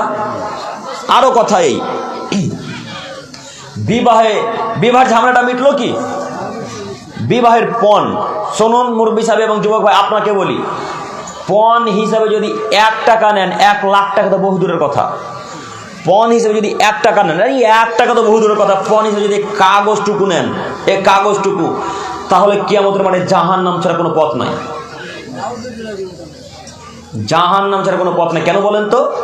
এই কিয়ামতের মাঠে 1 টাকার নেকি আপনার শ্বশুরকে দিতে হবে। 1 টাকার নেকি, 1 টাকার নেকি এখন দিবেন তো? একটা ছেলে যখন বিবাহ করেছে তো কয়দিন আগে 8 টিয়ার নিল, হ্যাঁ, 8 টিয়ারের নেকি কিয়ামতের মাঠে দিয়ে দিতে হবে। যারা 4 টাকা নিয়েছেন শ্বশুর কাছ থেকে, 4 টাকা নেকি দিয়ে দিতে হবে। যারা শ্বশুর কাছ থেকে সোফা নিয়েছেন, সোফা শ্বশুর দেয়নি, সোফা মনে হয় দিয়েছে নাকি, সোফা দিয়েছে, সোফার নেকি কিয়ামতের মাঠে দিয়ে দিতে হবে আপনাকে। আর যদি সোফার নেকি না দিতে পারেন তো শ্বশুরের কাছে কাল সকাল হতো যে সব চেয়ার টেবিল টিভি আলনা ফ্রিজ শোকেস খাট যা যা দিয়েছে শ্বশুর, এই সব কিছুকে গাড়িতে করে নিয়ে গিয়ে শ্বশুরের কাছে ভিক্ষা চেয়ে হাত ধরে কান্নাকাটি করে ভিক্ষা চেয়ে বলুন, শ্বশুর আব্বা এলেন আপনার সব জিনিস আপনাকে ফেরত দিলাম, গাড়ি মারি সব ফেরত দিলাম, আব্বা আপনি রাখেন, আপনি আমাকে ক্ষমা করেন, আমি জান্নাত যেতে পারবো না। যদি শ্বশুর ক্ষমা করে তো ক্ষমা হবে, আর যদি শ্বশুর ক্ষমা না করে তো কিয়ামতের মাঠে শ্বশুরকে নেকি দিয়ে দিতে হবে। প্রস্তুত থাকিয়েন, আপনাকে আমি কি দিয়ে বুঝাই।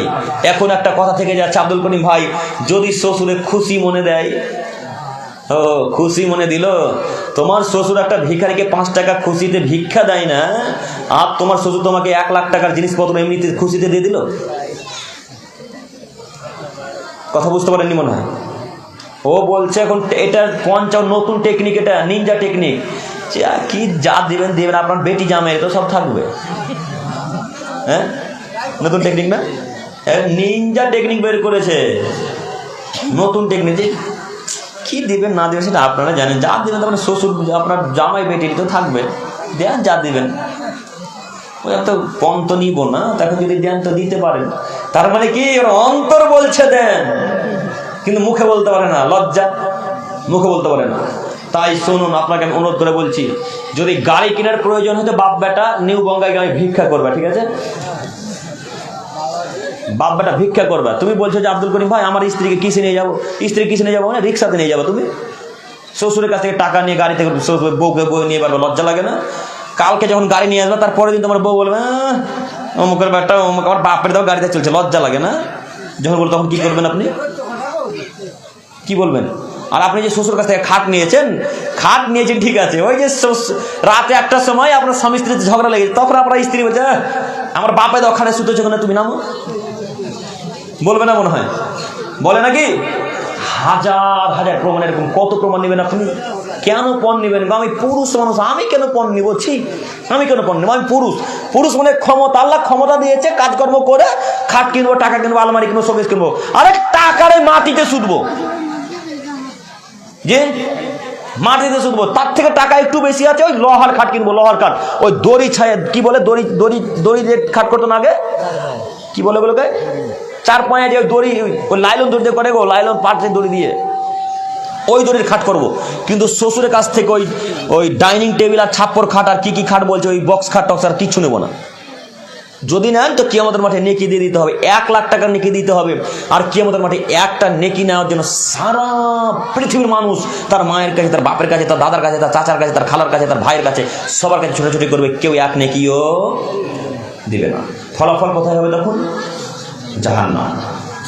বোঝা গেছে? সম্মানিত দিনী ভাই, যতজন পণ নিয়েছেন কাল সকাল হতে ফেরত দিতে পারবেন ইনশাআল্লাহ, ইনশাআল্লাহ। এরা বলছে কিভাবে ফেরত দেবো? আমাকে আমার শ্বশুর পালসার গাড়ি দিয়েছে, তো চালিয়েই তো বেড়াচ্ছি এখন, কালকে যদি পালসারটা ঘুরিয়ে দিই তাহলে তার গাড়িতে চাপতে পাবো না। যদি এরকম নীতি হয় ভাই, তাহলে মনে রাখেন জাহান্নাম কিন্তু সুনিশ্চিত। আল্লাহ আমাদেরকে কবুল করুক, আমিন। সকল বলে আমিন। আরো একটা কথা বলে শেষ করে দেবো। এই যুবক ভাই তো আরটিআর নিয়েছে, পালসার নিয়েছে, কেটিএম নিয়েছে, আর ওই যে মুরব্বী সাহেবের আগে যে সাইকেল নিয়েছে, আগে সাইকেল চলতো না, রেডিও চলতো তো আগে। হ্যাঁ রেডিও, আমরা রেডিও দেখিনি, সাইকেলটা দেখেছি। আমি নিজে সাইকেলটা দেখেছি। সাইকেল দেওয়া মানে তখন বিশাল ব্যাপার, তাই না? আজ থেকে 20 বছর আগে সাইকেল দেওয়া খুবই কঠিন ব্যাপার। তো মুরব্বী সাহেব সাইকেল যে নিয়েছেন তো এতদিন আগে, ওই সাইকেলের টাকা শ্বশুরকে দিয়ে দিতে হবে। এখন যদি মনে করেন যে শ্বশুরকে দিব না, তো কিয়ামতের মাঠে সাইকেলের টাকা পরিমাণ নেকি কিয়ামতের মাঠে শ্বশুরকে দিয়ে দিতে হবে। হাদিস বুখারী মুসলিম, প্রমাণ আমার কাছে আছে। শ্বশুর বেঁচে নেই, শ্বশুর নামে এখন সাদগা করতে হবে, আর আল্লাহর কাছে দিন রাত ভিক্ষা চাইতে হবে। শ্বশুর বেঁচে, প্রশ্নটা বুঝতে পেরেছেন ভাই? শ্বশুরের কাছ থেকে পণ নিয়েছেন, তো শ্বশুর মারা গেছে, শাশুড়িও মারা গেছে, শালাও মারা গেছে, শালিও মারা, সবাই মরে গেছে, কার কাছে ভিক্ষা চাইবেন এখন? এখন শ্বশুরের নামে ওই যত টাকা পণ নিয়েছেন তত টাকা দান করবেন, সাদগা করবেন শ্বশুরের নামে, আর আল্লাহর কাছে ভিক্ষা চাইবেন। তবু এই পাপ ক্ষমা হবে কিনা সন্দেহ, তবু এই পাপ ক্ষমা হবে কিনা সন্দেহ। তবে আমরা আশা করি আল্লাহ ক্ষমা করতে পারেন। আপনি ক্ষমা চেয়ে যাবেন, চেয়ে যাবেন, চেয়ে যাবেন, আল্লাহর কাছে ভরসা রাখবেন। আল্লাহ তুমি আমাদের সকলকে কবুল করো, সকলে বলি আমিন। এখান থেকে আলোচনা শেষ করছি। কি কি কথা বলেন, প্রশ্নটা বলেন।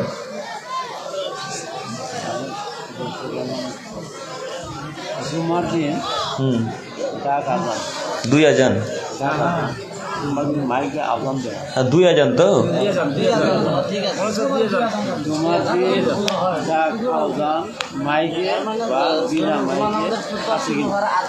বুঝেছি, বুঝে গেছি, দুই আজান বুঝে গেছি। দেখুন জুমার দিন দুই আজানটাকে নিয়ে অনেক মতভেদ আছে, অনেক বিশাল বড় মতভেদ। এটা ইখতিলাফি মসলা। তো যে এখন বড় বড় ওলামায়ে কেরাম যেটা বলছে আমি সেটা শোনাচ্ছি। একদল বলছে যে জুমার দিন আজান দেওয়া সুন্নাত, দুই আজান দেওয়া। অপরজন বলছেন বেদাত। তো যারা বেদাত বলছেন তারা বলছেন যে উসমান রাদিয়াল্লাহু তাআলা আনহু আজান দিতেন বাজারে গিয়ে। কোথায় আজান দিতেন উসমান রাদিয়াল্লাহু তাআলা আনহু? বাজারে গিয়ে। এই জন্য তিনি বাজারে আজান দিতেন যে বাজারে অনেক মানুষ ব্যবসা করতো, ধান গম চলের ব্যবসা করতো, খেজুরের ব্যবসা করতো। তো তারা সময় বুঝতে পারতো না, জুমার সময় হয়ে যেত, সেই জন্য আজান দিয়ে বুঝিয়ে দিত যে এখন আজানের সময় হয়েছে, মসজিদে যেতে হবে। তো এই বলে আসতো। তো যদি আজান দিতে হয় তো জুমার আজান মসজিদে বাজারে গিয়ে দিয়ে আসতে, বাইরে মসজিদে কেন? এটাইভাবে তারা যুক্তি পেশ করছেন। আর একদল বলছেন না, যেখানে দেখ মসজিদে দেখ বা বাইরে দেখ যায়। তবে এটা ইখতিলাফি মসলা ভাই, আমি এদিকে যাই না, আমি মতভেদে যেতে নারাজ, মতভেদে কখনো যেতে প্রস্তুত নই।